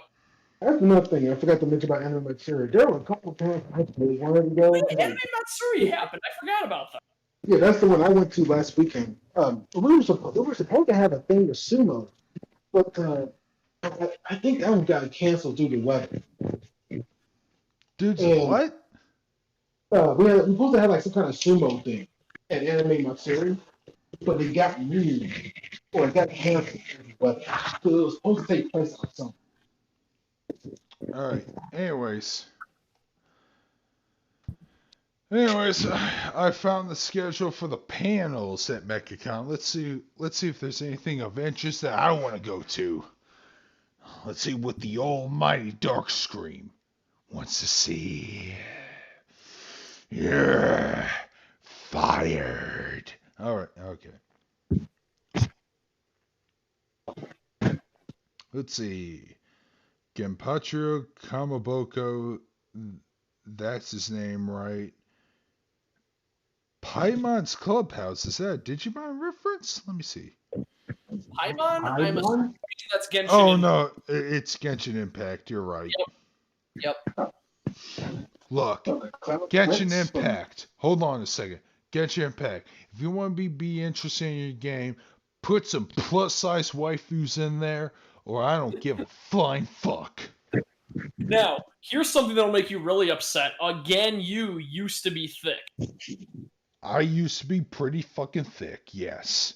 Yeah, so there's apparently lore in the game that Ganyu, who's kind of typical anime waifu proportions, she once choked a monster trying to swallow her because her waistline was too thick. And because she felt so embarrassed about it, she took her diet much more seriously. I call that being a coward. No, that would should be like, no, I'm keeping this. This waistline saved my life. Waistline saved my life. Yeah, exactly. What the fuck? Canonically, Ganyu's ass was so big she killed a monster with it. This thing saved me, so let me get rid of it. Broadway in the booth. Let's see what that's about. Hear the story of my magical journey. Okay, I don't know what that is. I'm not gonna attend it, probably. Just dunk on like shit on cringe panels. I remember there was this one panel at I want to say it was at like Youmacon 2 years ago, but it was like the parallels between Christianity and My Hero Academia. All right, 12 p.m. for the love of ball-jointed dolls. Ball-jointed dolls creep me out. See, here's the thing. I was hoping it would refer to the I don't know if Lance remembers this, but I bought a pretty expensive plushie of Tifa from the Final Fantasy VII remake. I remember you telling me this, yes. Yes, it's the action doll. Oh, that's not what they're talking about. They're talking about those weird like Weeb dolls that look like they're from Thunderbolt. See? Or whatever the fuck that anime was called. Oh, okay, yeah. I know what you're They're talking about. those weird creepy ones that are like hyper waifu-ized and like they have the dead eyes. It's just that when my dad saw me with that doll and he's like, "What the hell is that?" And it's like, "It's a collect. It's an action figure, Dad." Well, here's the thing. When I said that, he said, "That's a doll," and then I look and there's a box that says "Action Doll," and I'm like, "Yeah." I'm like, "Oh fuck." Miles Edgeworth don't have anything to counter argument this. No, I'm like, no, I would. yeah. That is an It's an action doll. see that actually an investment. It's going to value over time. Well, that is semi-true, but here's the kicker. I did pull that doll out because I wanted to test out my fucking high-quality camera. So I thought, what if this Tifa plushie kicked a fucking energy drink can Hell yeah. in 4K HD quality? That's what I did. Actually, you know what? I had a You know, very if you I had a can't very eat rough me, weekend, I remembered. if you So I can't, learned apparently if you can't my eat me, you're gonna have to wear me. Wear me, Doc. Wear me. You're God. beautiful. Yep. Man, that Watch the new that Looney really Tunes series. show. I saw the one of that one like mummy just like snapping Bugs Bunny's like bone in a really graphic manner and like even snapping his neck. And then he stands up like, "Oh wow, Doc, you really got the kinks out of my back. Excellent job." But it was so violent. Like again, okay, the plot of the new No. Space Here's the Jam- thing. Kaiser Neko shared that on Twitter, but he didn't Yeah. share the last part where he recovered. He Oh shared shit! it. He shared it out of context, and it got me more interested in the new Looney Tunes series. Scott Frericks, or however you pronounce his last name, and I'm not trying to be mean towards Scott because Kaiser Necker was the only Team 4-Star member who ever visited me locally, and I think he's actually a pretty cool dude when you meet him. Am I into Weeb Otaku? Yeah, you know what? Yeah, It's I am. us. Weeb Takus. Here's the funny thing about me going to a convention. Despite all the visible cringe, it doesn't bother me. Do I not feel kill at the home. part of you that is cringe. Kill the part of you that cringes. No. See, that's the thing. It never upsets me. It never upsets me seeing a pot-bellied Rule 63 Bakugo cosplay, which I did see, by the way. You know, none of that shit bothers me. It makes me feel happy. It makes me feel at home, regardless. And I want to have that fucking feeling again so hard. Thing, anime conventions, see, I don't feel cringe at anime conventions. I really don't. Yeah, no. Despite the fact that the cringe is there and visible. If I don't feel cringe, I'm like, shit, I'm not doing it right. I gotta be more cringe. No, here's the thing, though. But what does make me cringe is that I saw this at anime convention. What makes me cringe is when you have karaoke out in the open and you're all singing Japanese songs and you're actually trying to sing in the Japanese. That's cringe to me. I'm like, okay. Whenever I have to, can you think about that? Because they have this karaoke set up in the middle of the hall. And there's always, no matter what time of day it was, there's always a crowd of people just there singing karaoke, singing like, Watashi no baby. I'm like, oh my god. Okay, and I just kind of cover my ears. I just kind of quickly walk past the karaoke. Okay. Conventions, I'll say that. That's not on the scale of 1 to 5. That is a 3, maybe a 4. That being said, if it was late at night and I was drunk, I would definitely sing a Megumi Hashibaru song. Yep. It depends how late it is and how drunk you are. Like I said, I want to sing some songs from the 90s. I want to get people to passionate. I want to get some dicks hard. Some pussies wet.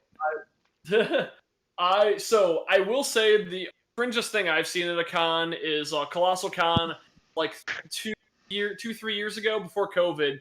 They had a burlesque show, and I think nerds ruined burlesque. I had a burlesque. I didn't participate in one because even with my lost weight, I don't have the body confidence. Oh, but you don't have to worry about that. Nobody in there was in good shape. Wouldn't stop me from fucking catcalling. I'm aware. Most of them were guys. But the burlesque show I participated in was Disney themed. I was like, eh. That sounds terrible. And Queen D, the transgendered hostess, was like trying to spread positivity. And I'm not trying to be a dick or whatever. I don't like being positive. Positivity fucking sucks. No. Not in this environment. Cause I hate when people have panels, and Big Al told me about these panels. Apparently, he had some dispute for some cocksuckers at some of his local conventions, and apparently, the people he's disputing with had like panels like, "Oh, your favorite anime sucks." I'm like, I wouldn't do that to a motherfucker. Okay, so here's the thing. I'm fine with that, but those guys are really, really... I've been to their panels. They're fucking bad at it. Yeah, I bet they are. Yeah, if I were... they're not... They have to get drunk every panel because they don't believe they're funny when they're sober. Newsflash, they're not funny when they're drunk either. Yeah, if I were there, I would bury them like Jim motherfucking Cornette.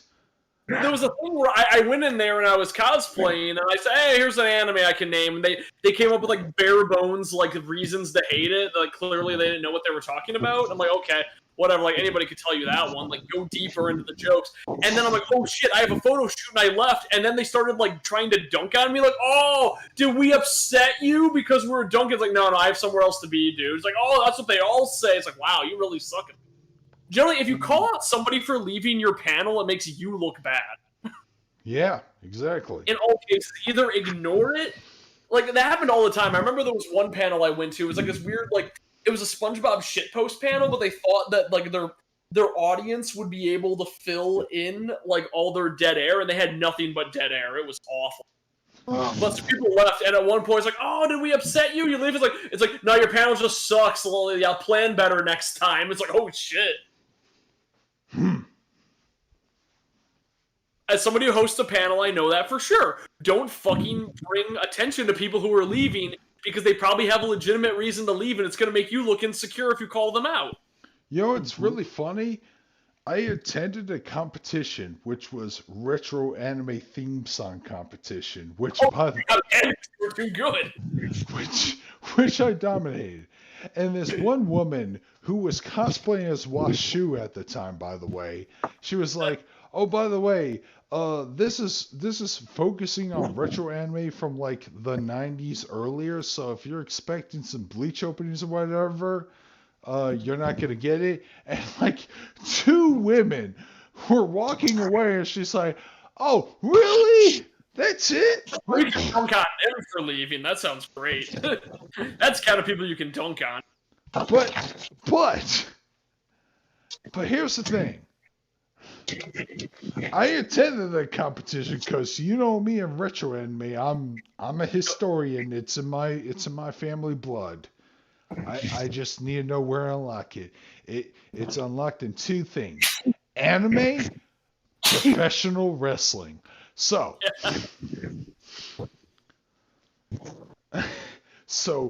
I fucking dominated that competition and got all three prizes. And I remember that Washu cosplayer, I was helping her out in Mechacon too, lifting some shit and helping her out. And she's like, "Wow, you're really good. You managed to beat my ex-fiance. He's the fat neckbeard who sat across from you." Well, she didn't say that. She didn't say that verbatim, but across from me, I saw a fat motherfucker, geeky motherfucker. I'm a fatter neckbeard right now. He didn't have a neckbeard, and I'm like, nah.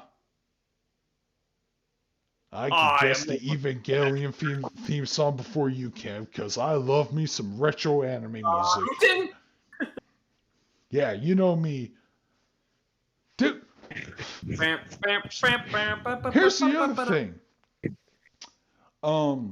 In my Tiger Mask double review, which I need to upload, but I'll spoil ahead, I was talking about the sound. The ending credits theme, King of the Wild, It's on Spotify. You can listen to it right now. That song is amazing. I love it. King of the Wild.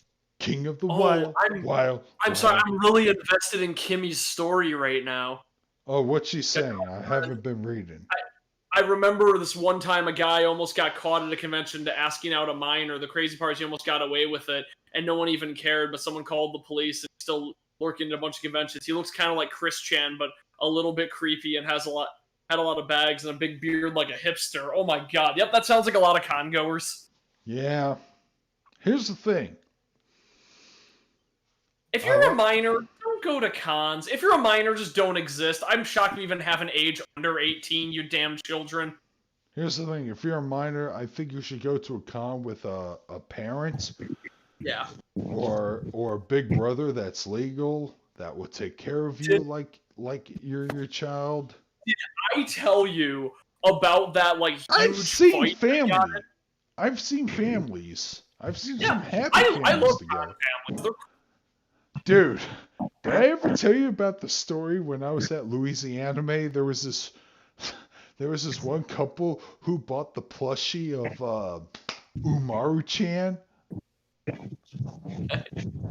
What about it? Well, they bought a fucking plushie of Umaru-chan who wraps herself up in that weird hoodie, blankie. Yeah. Yeah. Yeah, the hamster.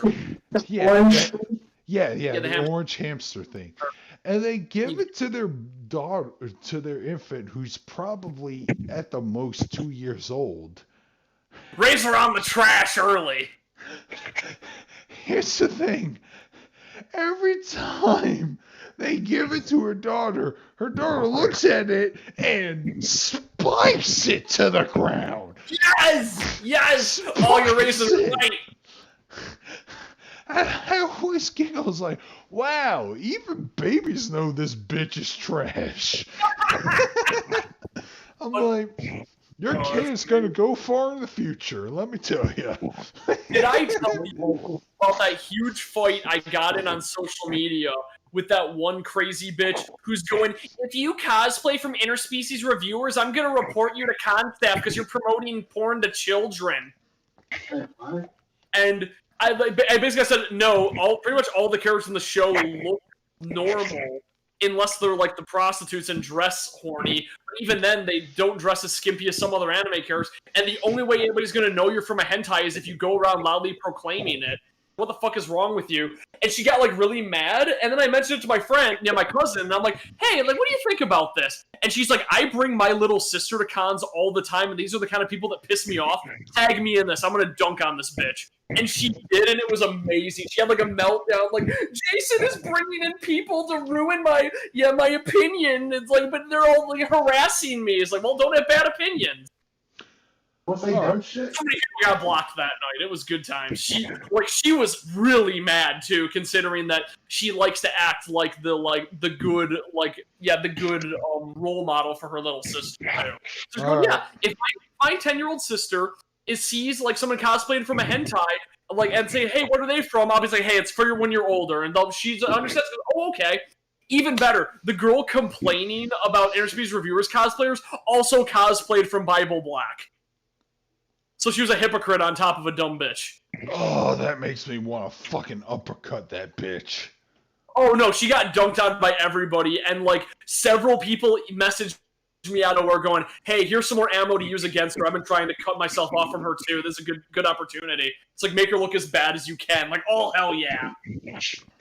Thank God I never had to experience what you had experienced. Her boyfriend messaged me threatening to beat me up, but the dude was like 90 pounds and like really skinny and like a foot shorter than me. So like, what the fuck are you even trying? Like, what are you even planning, dude? It's funny because I always see you as a scrawny, long-haired, chin-beard dude. Oh, I am. That guy was nothing. That guy was nothing even compared to me. Here's the thing: if I ever meet anyone who recognizes me from YouTube locally, look at my fucking latest Gundam video. But in case you can't, I have full-blown mutton chops. I basically look like a really skinny Andre the Giant, which I get that compliment from like a pair of twins once in a while. It's like Good one compliment. the twin one of the twins goes, I don't mean to offend you, but you kind of look like Andre the Giant. And I go, oh, that's fine. I'm not offended at all. I fucking love Andre the Giant. Who doesn't like Andre the Giant? He's a fucking international star. Yeah.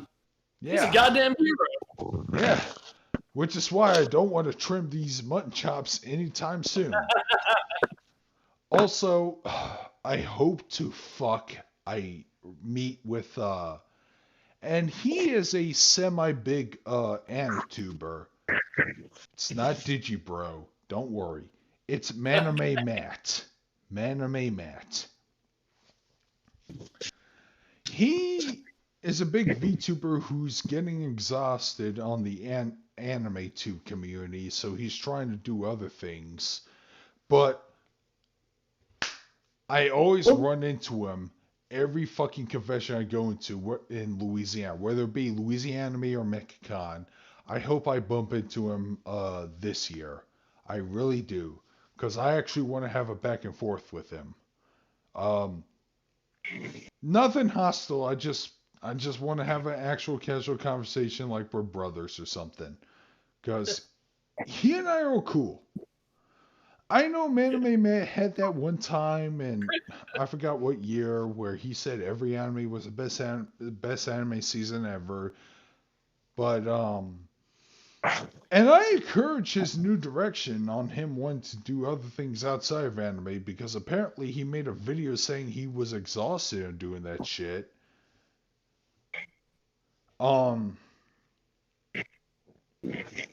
Yeah, I'm just hoping to God I meet Maname Matt again, because he was the one who praised my hidden heckling skills that I didn't have until I looked up my character sheet.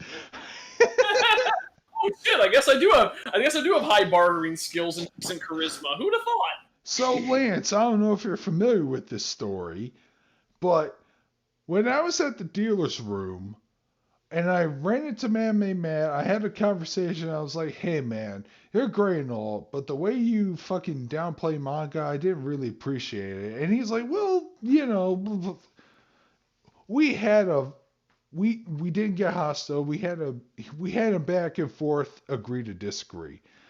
And I was at a section of the dealer's room that was selling Gunpla, right? There was one Gunpla I was interested in, and that was the Master Gundam from G Gundam, because it was dual packed with his force, Funsaki. You doing okay,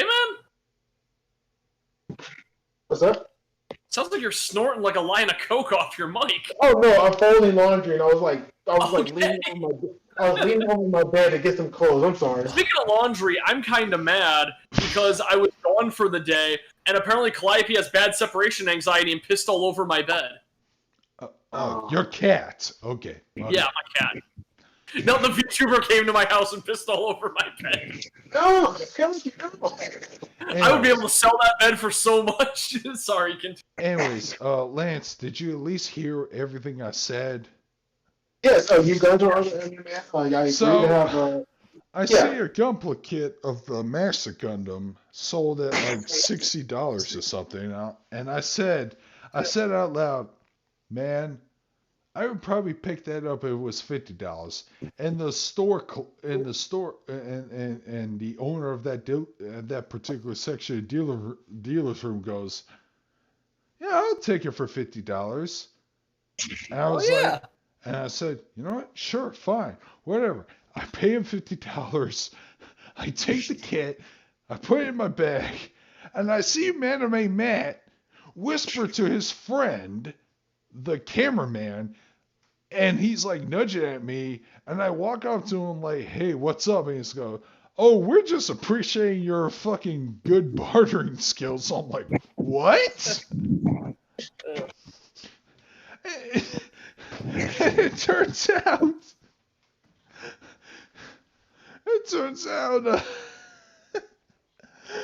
I haggled the motherfucker. Look, I didn't mean to. I said it, and I meant it too. Like, you know what? Master Gundam plus Funsaki $50. Yeah, I'll take it that way. Whatever. I took it, and apparently the dealer was like, "Yeah, sure, $50. Whatever. Give me the money." Give me the money. I'm just blown away by that transaction. In a while, I should try to do that at anime cons. Like, hey, that $200 figure, I want it for $150. I'd probably get a go fuck yourself with most of the figures I try to buy. I doubt I'm gonna get any weight loss comments in this year's convention. Yeah, unless you meet people you already knew, like before you lost the weight. No, granted, I've been trying to keep in shape. I've been playing fitness boxing too, and Ring Fit Adventure, but yeah, I gotta work out a little bit more. I've been doing the proper diet. Tomorrow I'm gonna probably. Tomorrow's what? Tomorrow I'm gonna hit the gym. That's probably something I'm gonna do after the diet. After I work, I'm probably gonna hit the gym and lift weights, and I'm gonna fucking be ripped like my favorite underrated wrestler, Hardcore Holly. Yeah, Hardcore Holly. How do you like me now? By the way, I strongly recommend his fucking book, The Hardcore Truth, whether it be audible or physical. Please give that book a listen to. It's really fun it's really fun even if you don't agree with him. Speaking of fitness, well, I have been trying to stay in shape, still losing weight, but I've actually hired on a fitness trainer, more so on the educational side. So I start on Monday. Wait for a second. What's that? Oh, I just gotta step away for a sec. I can still hear you. Okay, I start my my sessions with a personal trainer on Monday. Oh, you have a personal trainer. Yeah. Awesome. So I'll let y'all know what becomes of that, and I'll let you know if it's if getting a personal trainer is worth the money or not. To be honest, I kind of want that personal trainer to be a pro wrestling name. If I hear the name Roaring Rip Rogers, I would probably throw money immediately for his personal training program. Not because I want to be a pro wrestler, because I'm already too late in my life, but I do want to be a wrestling managing heel. Or at least see the personal trainer with Diamond Show's face. He was a miracle. Damn, I can barely hear you, bruh. No, I was just saying, if you wanted to, you could probably have a personal trainer Diamond Show's page. Again, I can't. Wait, hold on.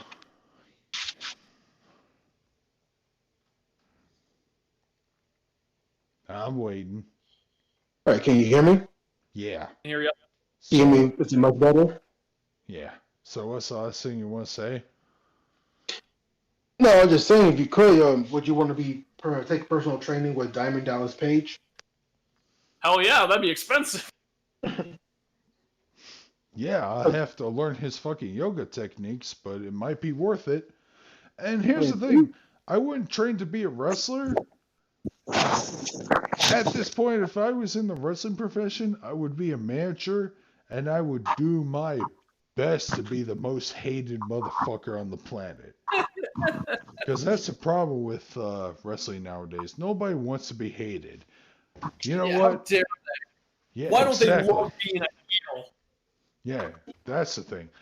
I'm like, you know what? Fuck the world at this point. I want to be a heated manager. And here's the thing that upsets me. Jim Cornette's podcast got uploaded this morning, and I heard Walter injured his hand. Walter! I don't know who that is. He is a fantastic NXT UK wrestler. Like, he looks time displaced, man. He looks like he belongs in the early territory days from the 60s, early onwards. But, god damn it, I love seeing him. And we're not going to get his rematch with Ilya Dragunov.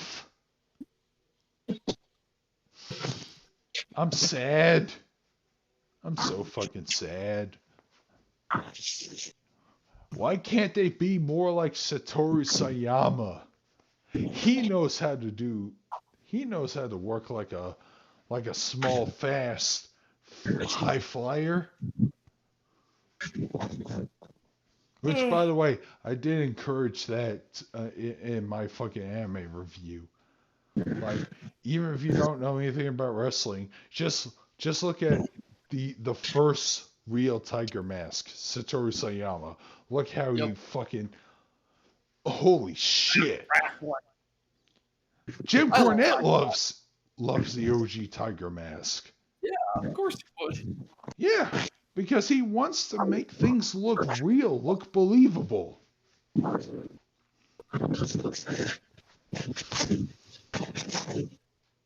It's not pre-choreographed. I mean, come on. Man, And you know what? I agree with that too, because I am a performance arts major.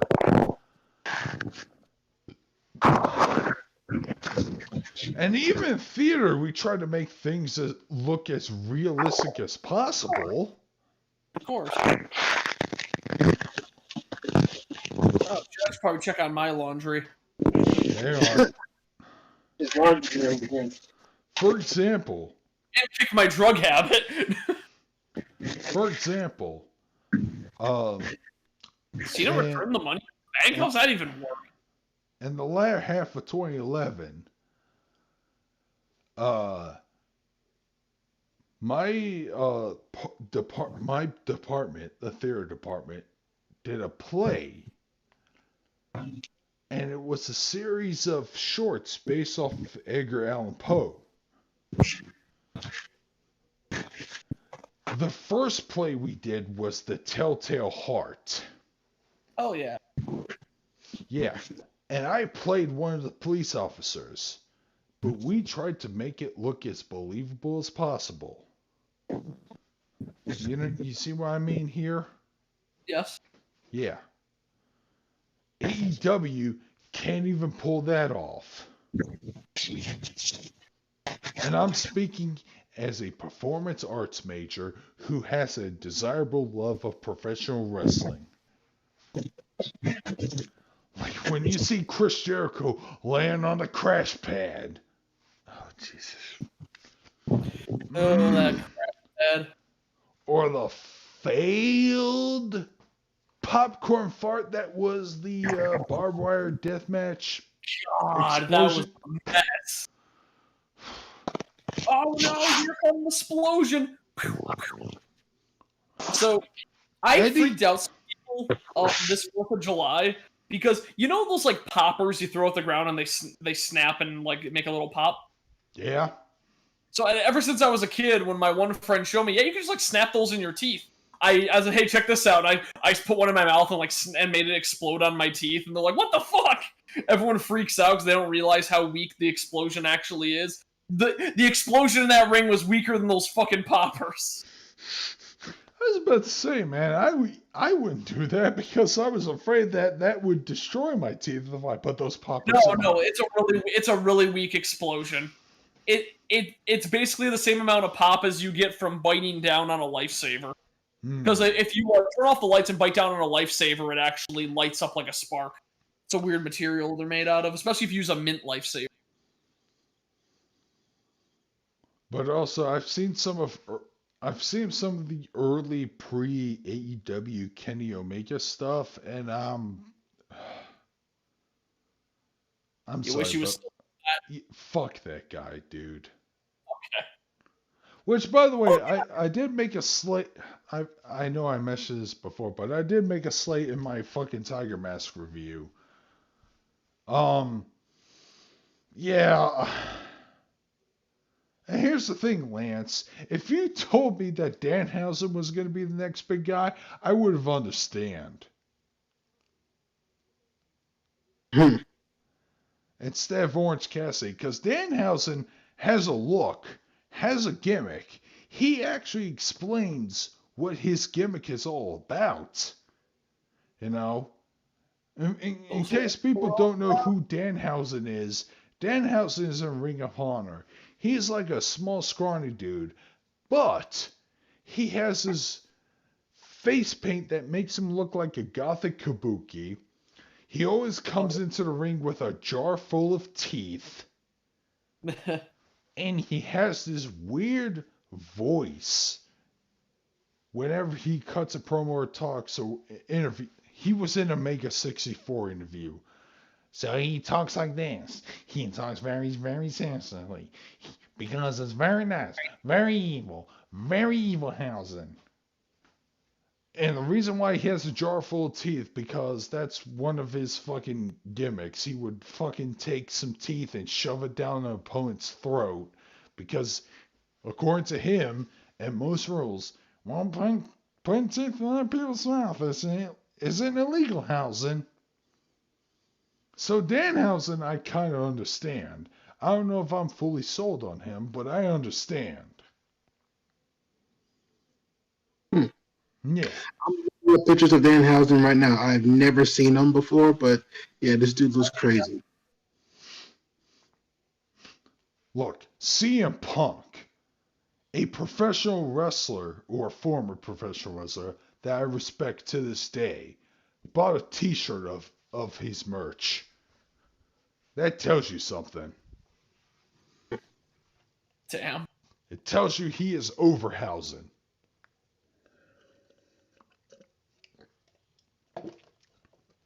I mean, Jim Cornette likes Danhausen, but he doesn't want to watch any one of his matches because he doesn't want to hate him afterwards. Because he might do something stupid like wrestle. Melody brought up the but before I miss it in the chat, brought up the Scooby-Doo Courage the Cowardly Dog crossover. I know my friend is upset about that because John R. Dilworth has nothing to do with it. Yeah, the Courage the Cowardly Dog creator, it's just execs gave the rights to Courage the Cowardly Dog, and the creator has nothing to do with it, which that's sad. That is because Courage the Cowardly Dog, one of the highlights of that series is surreal animation. Yeah. Courage the Cowardly Dog, that was so formative in my. Everybody who talks about being traumatized by that show, I never had that moment. I laughed at all their jokes, no matter how weird or dark. But I never did see the "You're Not Perfect" episode as a kid. That probably would have been too far for me because, oh my god, that episode goes a little too. Wait, can you describe the "You're Not Perfect" episode for me? "You're Not Perfect" is the one where this dog trainer comes in to teach Courage to be a more well-behaved dog, and he starts getting stress nightmares from her. And at one point, there's a weird, creepy CG head that looks like a weird fetus with a trumpet coming out of its head. Just looks up, goes, "You're not perfect," and then just kind of looks away, and then Courage just wakes up screaming.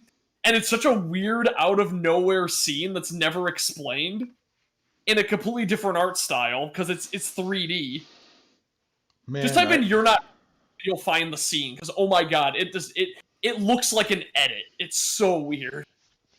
It's funny because I don't remember that episode whatsoever. It was the final episode, and thus being the final episode, they said, "Fuck it, we'll throw in stuff to give the kids nightmares."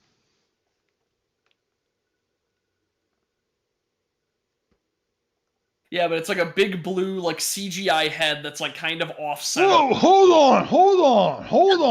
on. Did Cena legit return at the Money in the Bank match? Apparently so. He did. That's what Carnage Ray just posted.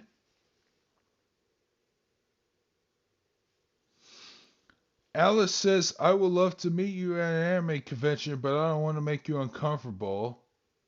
Oh, you're not gonna. No, that's. We're always I uncomfortable. mean, you're probably going to make me uncomfortable, but if you're a chubby anime girl, but I will listen to blow. I don't know, whatever. Skinny.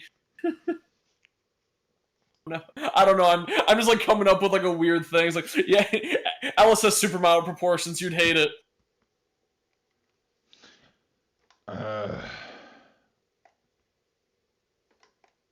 Probably, but I can fix that. With a Yummy, few yummy pizzas. Yeah, okay. The King Ramses episode, I saw that as a kid many times, and I fucking I laughed so hard at that one every time. What's your offer? That was the first. That was the first ever episode I've seen of Courage Calorie Dog. Most people saw that one. I had extreme constipation at the time, but whatever. Oh, yeah, speaking of Courage, does he always think that crossover with Scooby-Doo? I don't know, it feels kind of out of place to me. I'm sorry, I didn't understand The thing with the crossover with Scooby-Doo, Courage? Oh, crossover with Scooby-Doo, that's what started us on this conversation. That John has nothing to do with the crossover. The last thing he did was Fog of Courage, which I still need to watch. He's been trying to reboot. I'm Googling John Cena right now. John Cena, yeah. But no, I guess he's been trying to reboot, to reboot Courage the Cowardly Dog for years, and it just hasn't taken. Holy flying tit fuck! Yeah, John Cena is going to confront Roman Reigns in the Money in the Bank match. Oh shit! All yeah, right. they finally got Roman Reigns over, right? Like he's not like yeah, awful he's finally a fucking heel that people want to see. Good. With Paul Heyman on his side. And Paul Heyman, oh my god. I know you're a big Paul Heyman fan. I know you are, Squiggleton. Yeah. I like Paul Heyman more than anybody he manages. Okay. That's a bombshell. I can't wait to hear what Cornette's opinion on that shit. What, the Paul Heyman is better than the wrestlers he manages? No, that John Cena apparently returned in the WWE Money in the Bank to confront Roman Reigns. Okay. Personally, I want Roman Reigns to win. That'd be a fun way to go. Yeah. He's the top heel. He's the tribal chief. John Cena, he ran his course. It's now time for the Reigns to run. Time for the Reigns to reign. Exactly.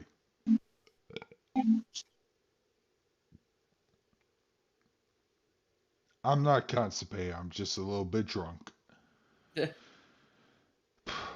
That being said, yeah. Wow. I didn't even expect John Cena to be in WWE. I thought he was going to be completely focused on his acting career. Yeah. What's he been in lately, though? I mean, The Rock is doing bit. Fast and Furious 9. I've lost track.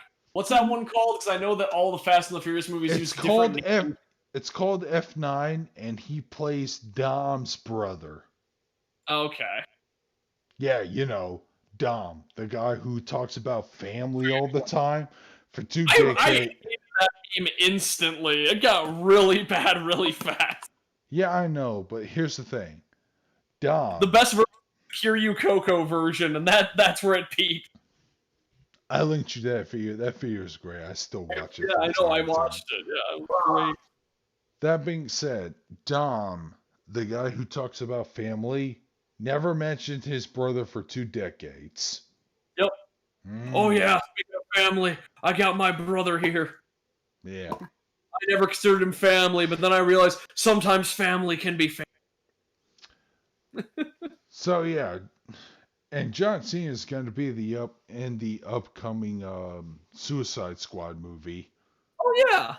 You know what? I'm kind of excited for that movie because, man, they're pulling some jobbers. Yeah, one of those jobbers come from the Dark Knight film. Yeah. You know, Wait. Yeah. Oh, Polka Dot Man? is he in The Dark Knight? Yes! He was the guy that Harvey Dent interrogated in the back alley. Oh my god, that's a weird poll. Yeah, Thomas Shift. I never knew that. I'm just excited for Man Shark. Or King Shark. King Shark, yeah. But King Shark. yeah. I hope they talk fucking Constantine. I looked at the guy in the stupid polka dot costume. I was like, is that guy? And then I watched The Dark Knight. It's like, hey, Thomas Schiff. He's a schizophrenic from Arkham. Where are you going to learn from him? And I never even, like, that's the thing. It's been a long time since I saw The Dark Knight, but I don't remember them making any cuts like that. The problem I had with The Dark Knight was that it, like, made no deep cuts. I didn't realize that, so I might have to rewatch it to see, like, if I can recognize more stuff. Well, I don't know, but I still love The Dark Knight, dude. I'm pretty sure they retconned the Leto melody, so I don't think we have to worry about that. Because here's the thing, I'm still a huge fan of. You know, my favorite Batman villain is Two-Face, right? Yeah. Yeah. So of course I would love Aaron Eckhart's version of it too, but yeah, this is a controversial opinion. Yeah, I also like Tommy Lee Jones as well. Counting on the winged avenger to deliver you from evil, my friend. I'm curious. I heard something. There's supposed to be some sort of upcoming Batman project with Billy D. Williams will be playing as. Who? I didn't hear most of that. I heard Jared Leto was going to star in something, but what? No, I heard that there's supposed to be some sort of Batman project coming up where Billy D. Williams will be playing Two-Face. About time. He was promised that role back in the back in the 80s, and they never got him. I need to look it up again. The only time I saw him play Two-Face was in Lego Batman. Same. Which, by the way, that's the joke. But, oh my god, Billy D. Williams as Two-Face would have been awesome. So good. It's like, can I deliver you from evil, Oh yeah, I forgot that Conor McGregor's going to probably have to retire from UFC because he broke his leg really bad. I heard Kurt Angle mock the shit out of that incident. Oh, okay, my mistake. Okay, so apparently there's supposed to be a Batman comic taking place in the Burtonverse, and Billy D. Williams in the comic will be playing. Well, he will be portrayed as Two-Face in the comic. Okay, that makes. I would read the shit out of that. Yeah. That sounds. But counting on the winged avenger to deliver you from evil, my friend. Oh yeah. But before I forget, we were talking about VTubers a little bit earlier. Pat is officially dating a VTuber now. Man, I need to be a VTuber. I just don't know what my fucking VTuber personality should be. So is she really doing that for real, or is that just the things he just made? But she really no. Peach Saliva has a VTuber avatar. It's a VTuber avatar because that was actually a gift for her that Pat got her for their anniversary because she mentioned she feels really insecure on camera a lot of the time, so she wanted a way to stream without having to be on camera so often. Oh, okay. Because she does have lupus, so a lot of the time she is kind of fucked up medically. But she still looks amazing most cases. Man, every time I show any clip of Paige, Al just goes like, and Pat is fucking this woman. It's like, yeah, he sure is. But it's like that weird. One of my favorite posts is the evolution of somebody who watches the Pat and Paige streams. Is, oh man, Pat's such a lucky guy. Why is she with a guy like him? After a month of watching, okay, you know what? Never mind, they're perfect for each other. After more than a month of watching, oh god, how does Pat put up with her? Man, I remember when Pat was talking about how she brought Peach back in, And he's like, I forgot how much of a natural disaster she's like when I was living within her because she's already. Man, this woman. Burns herself on the coffee. No, my favorite one is she will eat an entire pineapple and go, "Oh shit, I'm allergic to pineapple." And this has happened like 3 times since they've lived together. And Willie's just going, "Why won't she learn?" He's like, "I don't know." She keeps eating like a bunch of pineapple before remembering she's allergic. It reminds me of that scene from The Critic. You Yeah. know, I really like Bubba Gump. I really like Forrest Gump True because they always offer me buckets of shrimp. Oh, wait a minute. I'm allergic to shrimp. Magic! Magic!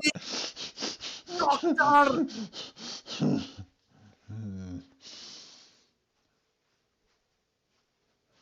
God damn it! I wish I had a woman as hardcore as Pizza Life. He's gotta find like some weirdo like her. Cause literally she is that fucking that clumsy glasses girl in every anime you've seen. Oh She god, really you're right. is. Yeah. She's No, her talking about her glasses prescription is floors me because she goes she talks about her prescriptions and they go, "Oh, okay, what is your eyesight?" "I don't know, I just took a guess." Like, you guessed your prescription when you bought your glasses? Like, don't yell at me. Like, why would you do that? Oh yeah, a lot of CNC fans are pissed off the new Starfire comic series because it looks like shit, and apparently it is shit. Yeah, I guess there's a new Starfire series where the author just put herself in the series and said, "Yeah, I'm Starfire," and it's just a self-insert. Of what? Describe the self-insert. She looks like Toot from Drawn Together, but chubbier and more depressed, and saying, "Yeah, this is Starfire now." She's an overweight goth. Here's the thing. You can make it overweight goth. But have it be Raven, not Starfire. You know what? Fuck it. Overweight goth. I was depressed and ate some pizza and got fat and sexier. Sure, fine, whatever. I don't care. I hate this desexualization shit. Which, by the way, did you hear why Warner Brothers fucking flattened Lola Bunny's titties? Because of the sexualization. We can't have strong women. No. They said that women with big titties can't play basketball. Cowards. They did not read that one hentai I read where there's an entire girls' basketball team that has massive tits because they invented the double jump. That's actually the plot of the series. Like, why does everyone on the team have massive tits? Well, we wanted a team where the girls could jump and then the bounce of their tits would launch them higher in the air, giving them a double jump, making them the greatest basketball team to ever exist. By the way, do you remember that Do You Like Big Girls manga you recommended to me last week? What do you think? It's getting an official localization in September. Of course it is, because that's how it always goes. I recommend a manga to somebody, it immediately gets localized. And I'm going to read it. Not good. Because do I like big girls? And the answer is fuck yes, I do. Most of them are tall, but I do know there's a few actual chubby girls. Tall, chubby, tall, muscular, tall, chubby. I don't care. If you're that kind of woman, I want you to confront me. I want you to confront me at the convention. Confront me. Yeah. Commit crimes. Rob me. Commit crimes. Slap me across the face. Give me a stunner. Fucking powerbomb me. I don't give. Oh my god, dude! If I get powerbombed, I'll get the. Excuse me for one moment. I need to buy an engagement ring. I'll be back in a half hour. Yeah, exactly. Yeah, Let me measure that shit. I don't care. I like big women. Okay? Because there are people out there who like big women. Okay, MODOK loves the big juicy butts as evidence in his Hulu series. I do like that line a lot. God, It's I like, hope this there's... large hipped woman. Yeah, this large hipped woman has distracted you from your true goal. It's like, You in time ignorant fool! You would know that MODOK will love the big juicy butts. I hope there's a season 2 because season 1... There better be a season 2. That season 1 finale is strong, but I don't want to end it there. Yeah. It's a good finale. Yeah.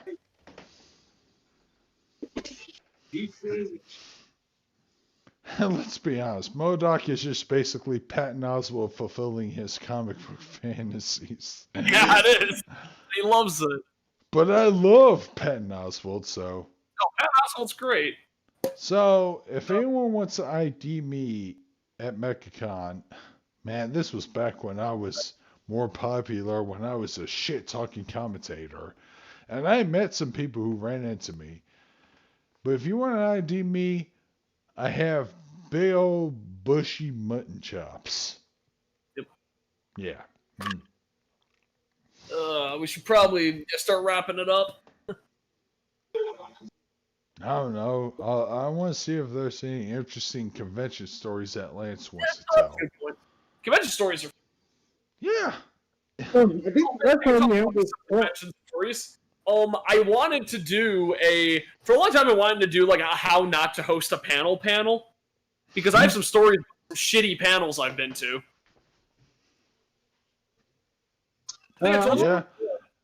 Yeah, what did they do wrong? So it was a panel called Bouncing Boobies, Physics of the Impossible that was meant to be a panel making fun of bad proportions and like biology and like flawed biology in manga and anime, but every joke was the same. Because you see a girl like bent over too far, it's like my spine can't do that, and both the girls hosting the panel were in awful shape. So yeah, of course your spine can't do that. You can't even touch your toes. But I think they got really mad at me because I made a better joke. There was a panel they showed of a cat girl like way bent over. I'm like, well, not a lot of people know this, but cat girls have extra vectors on their spine, so a cat girl could totally do that. And then they got really mad that I got a big laugh. And every time anybody left the panel, they're like, "Oh, I'm sorry you don't like our panel." It's like, no, you're just shit. And then like half of the people left, and I'm like, "Oh, I'm gonna stick around and see how bad this gets." And most of their complaints were from a manga where, in context, they were supposed to be off-model and distorted-looking. Like, they showed a hallucination sequence from Soul Eater and said it was bad anatomy. Fuck Soul Eater. Hey, Soul Eater was fine. No, the first third with, what was her name? Karen Maka? Yeah, Maka. But the other two pairs, fuck them, dude. Yeah, Black the kid's Star. fine. I like the kid. Black Star fucking sucks. They do not do enough with him, And even in the manga. Death the Kid was terrible too, dude. I liked him. I think he's actually a lot of fun, especially during the test arc, where he can't write his own name. He would have been great if it weren't for his OCD weakness, dude. That's the point of his character. Is we have the most overpowered dude in the cast. Let's give him crippling OCD. Yeah, that was something I took personal offense because I had a friend who had that similar OCD. Okay, that's fair. That's fair. I generally thought that Kid was more of a parody of the Sasuke character, of being like overly edgy, but let's make him edgy about like symmetry and stuff, which there's actually a storyline reason for him being like that in the manga, but again, like saying there's a storyline reason for a character flaw, I think kind of denotes their kind of like hurts the idea of character flaws. So point is, I didn't really care for Soul Eater. That's fine. Watch Tiger Mask. Okay. It's grounded in more realism. It's where injuries make more sense. God damn it. I like Soul Eater just because of the world. I thought that the dumb Halloween world was cool. I mean, potentially, yeah, it did. And it would have held me over, but man, the rest of the characters, except for Carrying Soul, and Yeah, maybe, Soul and and maybe, Maka are like, yeah, and the maybe side the, characters. and maybe Black Star's,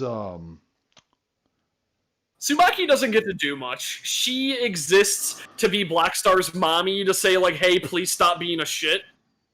yeah, her as well as Death the Kid's, twin revolvers. Oh, so there was actually a really fun arc in the Soul Eater manga where they enter the Book of the Seven Deadly Sins, and every chapter is a different sin they have to overcome. And the first chapter is lust, which makes them take on the opposite sex, and like basically get gender bent. And depending Yeah, I on how heard about that. And if I remember correctly,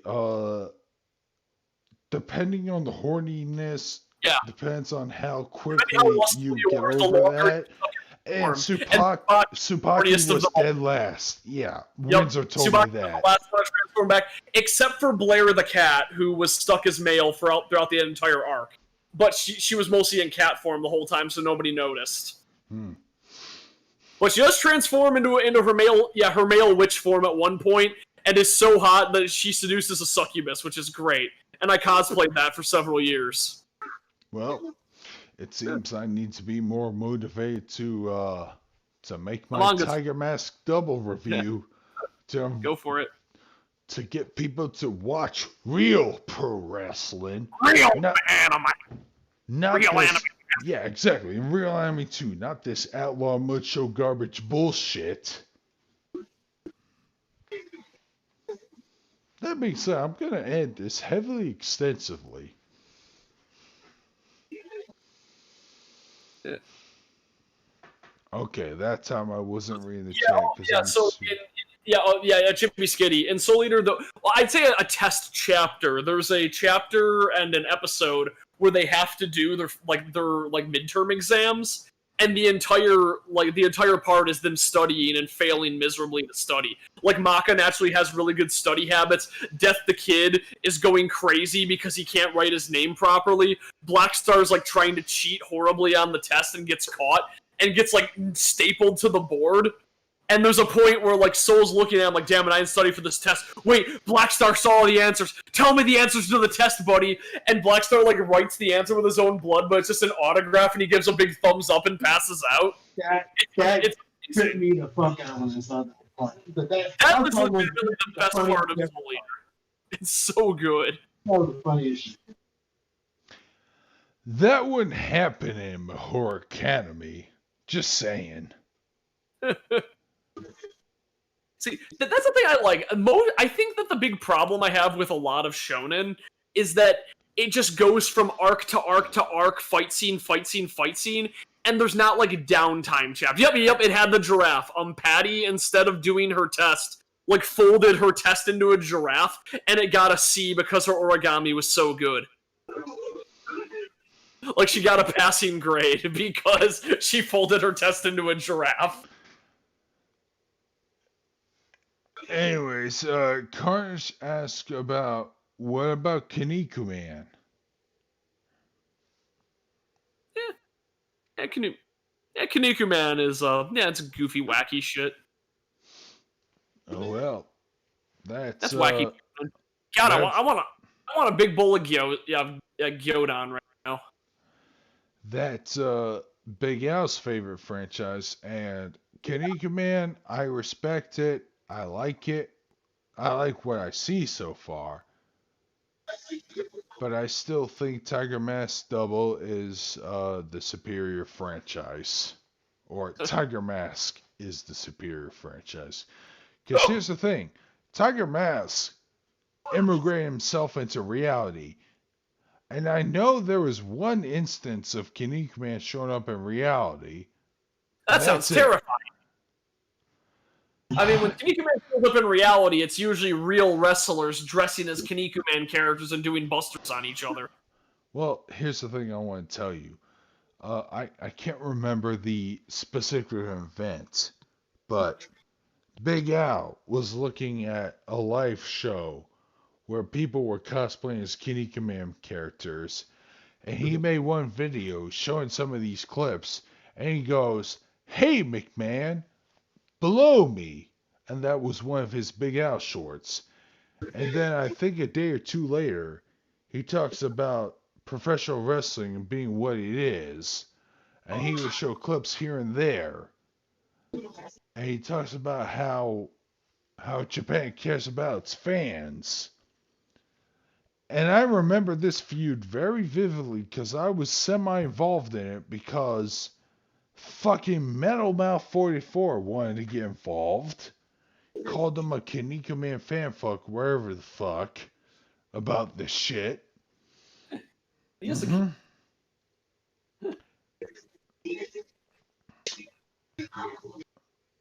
And yeah. That's the last thing I remember about caring about the fans.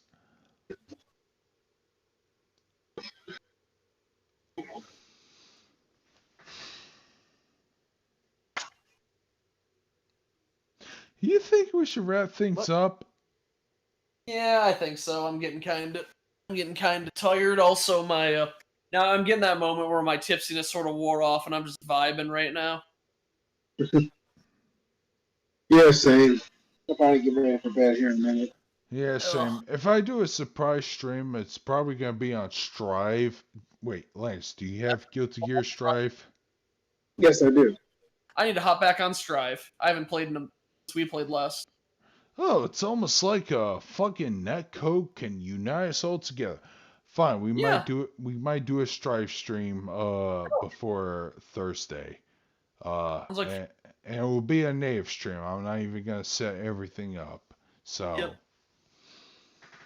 All right. I hope you guys. Oh yeah, Kaiju Big Battle. Apparently Yuji Nakata dressed as Yeah. Kaneko Man. Yep. That's wild because I always see Yuji Nagata as an old man. Just saying. Muscle's Kaneko Man's father. Yeah, King Muscle. Well, Kaneko Man is King Muscle. And the second generation, Kaneko Man Nisai, is Kid Muscle. Even Al would correct you on that shit, motherfucker. Yeah. Random thing that brought up because I'm seeing advertisement for it. Kind of blows my mind they're making another Jackass movie. Yeah, and Darby Allin from AEW is going to be in it. Oh, that's weird. Not too weird considering who Darby Allin's gimmick is. He's a weird emo who likes to fucking hurt himself in stunts. Oh, perfect. Just like those guys. Yeah, that's the thing. Isn't Johnny Knoxville and Knoxville's 50. Didn't they make a joke about it, like in the first Jackass movie, about being so fucking old doing this shit? Yeah, they sure did. Okay, you know what? I'm not gonna lie. I'm not a huge Jackass fan, but this might be the first film I've seen in theaters since the pandemic. Yeah, you know what? I'll watch it. I'll watch these old fools take bumps. Yeah, I'll do it. You know, fuck it. This is the only thing that will motivate me to go to a movie theater.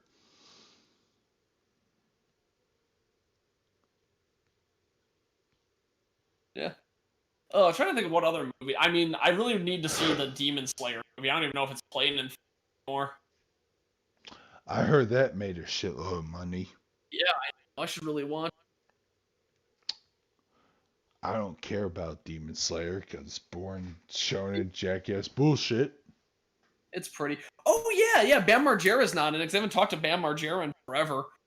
I keep thinking about that Hulk Hogan tweet of him with Bam Margera. Man, Bam, it's so sad you're gone. I miss you, buddy. It's like, I'm still alive, Hogan. We can still hang out.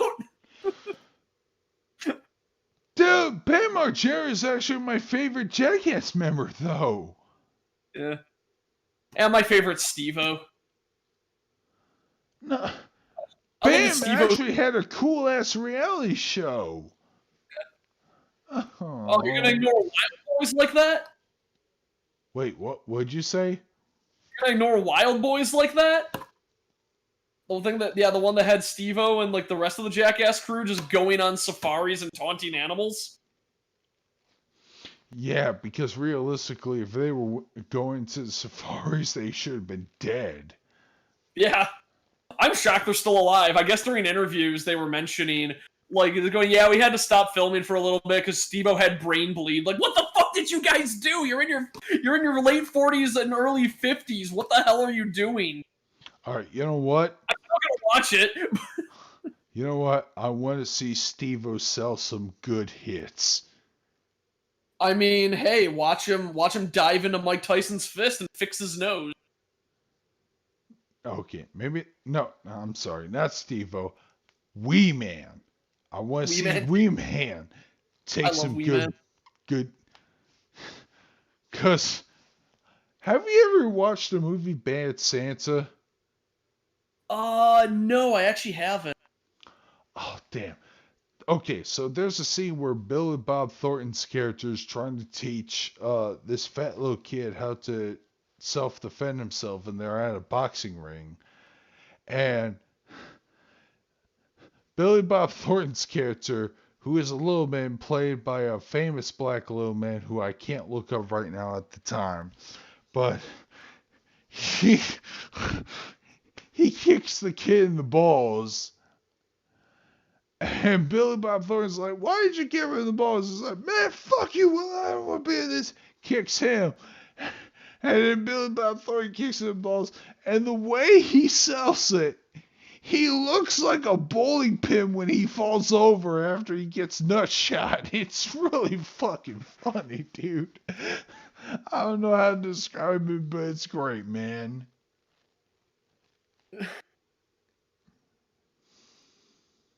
I should probably watch that movie. Oh, yeah. The first Bad Santa, great. Second one, I haven't seen enough to judge it.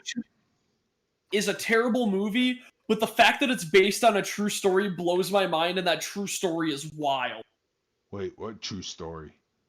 Okay, so Johnny Knoxville was in a movie like 2 years ago called Action Point, where it was about a guy running an unsuccessful amusement park that was super dangerous. That's based off the real life amusement park Action Park, where that was shut down because of too many injuries. They were trying to compete with first off, it was before like Cedar Point and a lot of thrill ride parks, so there wasn't a precedent set for like actual thrill rides, so they made their own. For example, they had zip lines that went over like moats and stuff. They had bumper boats that would leak gasoline constantly. Their go-karts like maxed out at like 30 miles an hour. And people found out that you could turn them off and get them up to 60 if you shoved a baseball into the limiters. And my favorite, they created the only loop-de-loop water slide where they would test it out by shooting like mannequins through it, and very rarely did a mannequin come out with its head intact. Because you hit the loop, gravity kicks off and you smack your head on the end of the tube. So they kept having to make the pressure stronger and stronger until it was like blasting people's skin off trying to push them through the pipe. I can send you the Defunct Land episode on Action Park. It is fascinating, like how much shit they went through and how many people got hurt or even died at that park. But they got the movie rights to it and made a Johnny Knoxville movie with it. And sadly, I guess it's not that good because the real life story is so interesting. Here's the funny thing. Are you familiar with the film Bad Grandpa? Yeah. Here's the weird kicker. My dad told me about this film, and he said he loves it. I watched it with my dad, too, but then again, he's a pretty big Jackass fan as well. My dad is the opposite. That's the problem. He said he liked this film because there was a plot to it, at the very least. Yeah. But I remember when I was a kid, when we were watching I think it was the David Letterman show. Johnny Knoxville was there, and he was promoting his. I think it was the second film. It's the one where he gets hit by a bull. Yeah. Yeah, Oh yeah. because he's recreating Tom and Jerry with Yep. the blindfold and the cigarette. Yep. And I remember I watched that clip, I giggled at it, and my dad's like, "Son, this is fucking stupid. He could have been It killed. sure He could have been killed. What if one of those horns hit him in the chest?" But it didn't. So, decades later, blew my mind. He's like, "Hey, I watched this film called Dirty Grandpa. It's Johnny Knoxville." And here's the thing, Dirty Grandpa, I haven't seen the movie myself in its entirety, but I did see one of the trailers, and the trailer had that fucking, yeah, you know what, the cherry pie scene. I think I know what scene you're doing. I was trying not to laugh at it, but I was fucking howling. No, I actually kind of enjoyed that movie. I'm just blown away that my dad was actually legit interested in that shit. What's better? Whoa. Kimmy asks, what's better, seinen or shonen? Hands down, seinen, because seinen is more adult in nature. I think I'm gonna disagree because I think seinen kind of like relies on the fact that it's for adults and it doesn't tell nearly as many stories. Shonen, I get like a bigger variety from for the most part. I think seinen sometimes falls into the trappings of, oh, it's for adults, I better be extra vulgar and violent because that's what maturity is. No, that's not true. I'm gonna slap an objection right there and tell you that Genshiken is not vulgar or extra adult. You don't see grotesque. Actually, you know what? I think I might have to change my outlook because I remembered that most seinens are like magical girl series and like slice of life because they know they can advertise to adults better than to children. Man, It's that one meme of anime for children, Attack on Titan, Dragon Ball Z, Fullmetal Alchemist, anime for adults, Nichijou, Lucky Star. It's like, yeah, Madoka Magica. That being said, I would love to see a magical girl seinen anime. What's those? Magical prostitute, whatever the fuck, Chan. Oh God. Yeah, why not? There's not enough magical prostitutes. Isn't that just what Coco was trying to push for what Coco Kane was? Just, she's a working girl of Hololive USA. Man, Coco Kane is one of the weirdest things. I assume you saw that video I linked you, the one that parodies the end of Fury 7? Yeah, of her driving away from the fans, yep. Yeah, albino Vin Diesel. Plus the various weird references like Watermelon. I love Watermelon. Yeah, Watermelon was there in the reflection before Coco shows up, but god damn, I'm so happy someone did that fucking same for Kiryu's Goodbye. It's so good. So yeah, to answer Kimmy's question, seinen. I would always lean on seinen because seinen is based. Because seinen doesn't have a fucking tournament arc when they run out of shit to do. Not to mention, seinen is basically shonen, but for grown-ass men. Let me actually look at like the most notable seinen, because a lot of people get shonen and seinen confused. Like people go, "Oh man, Death Note's seinen." No, Death Note's shonen as it can be.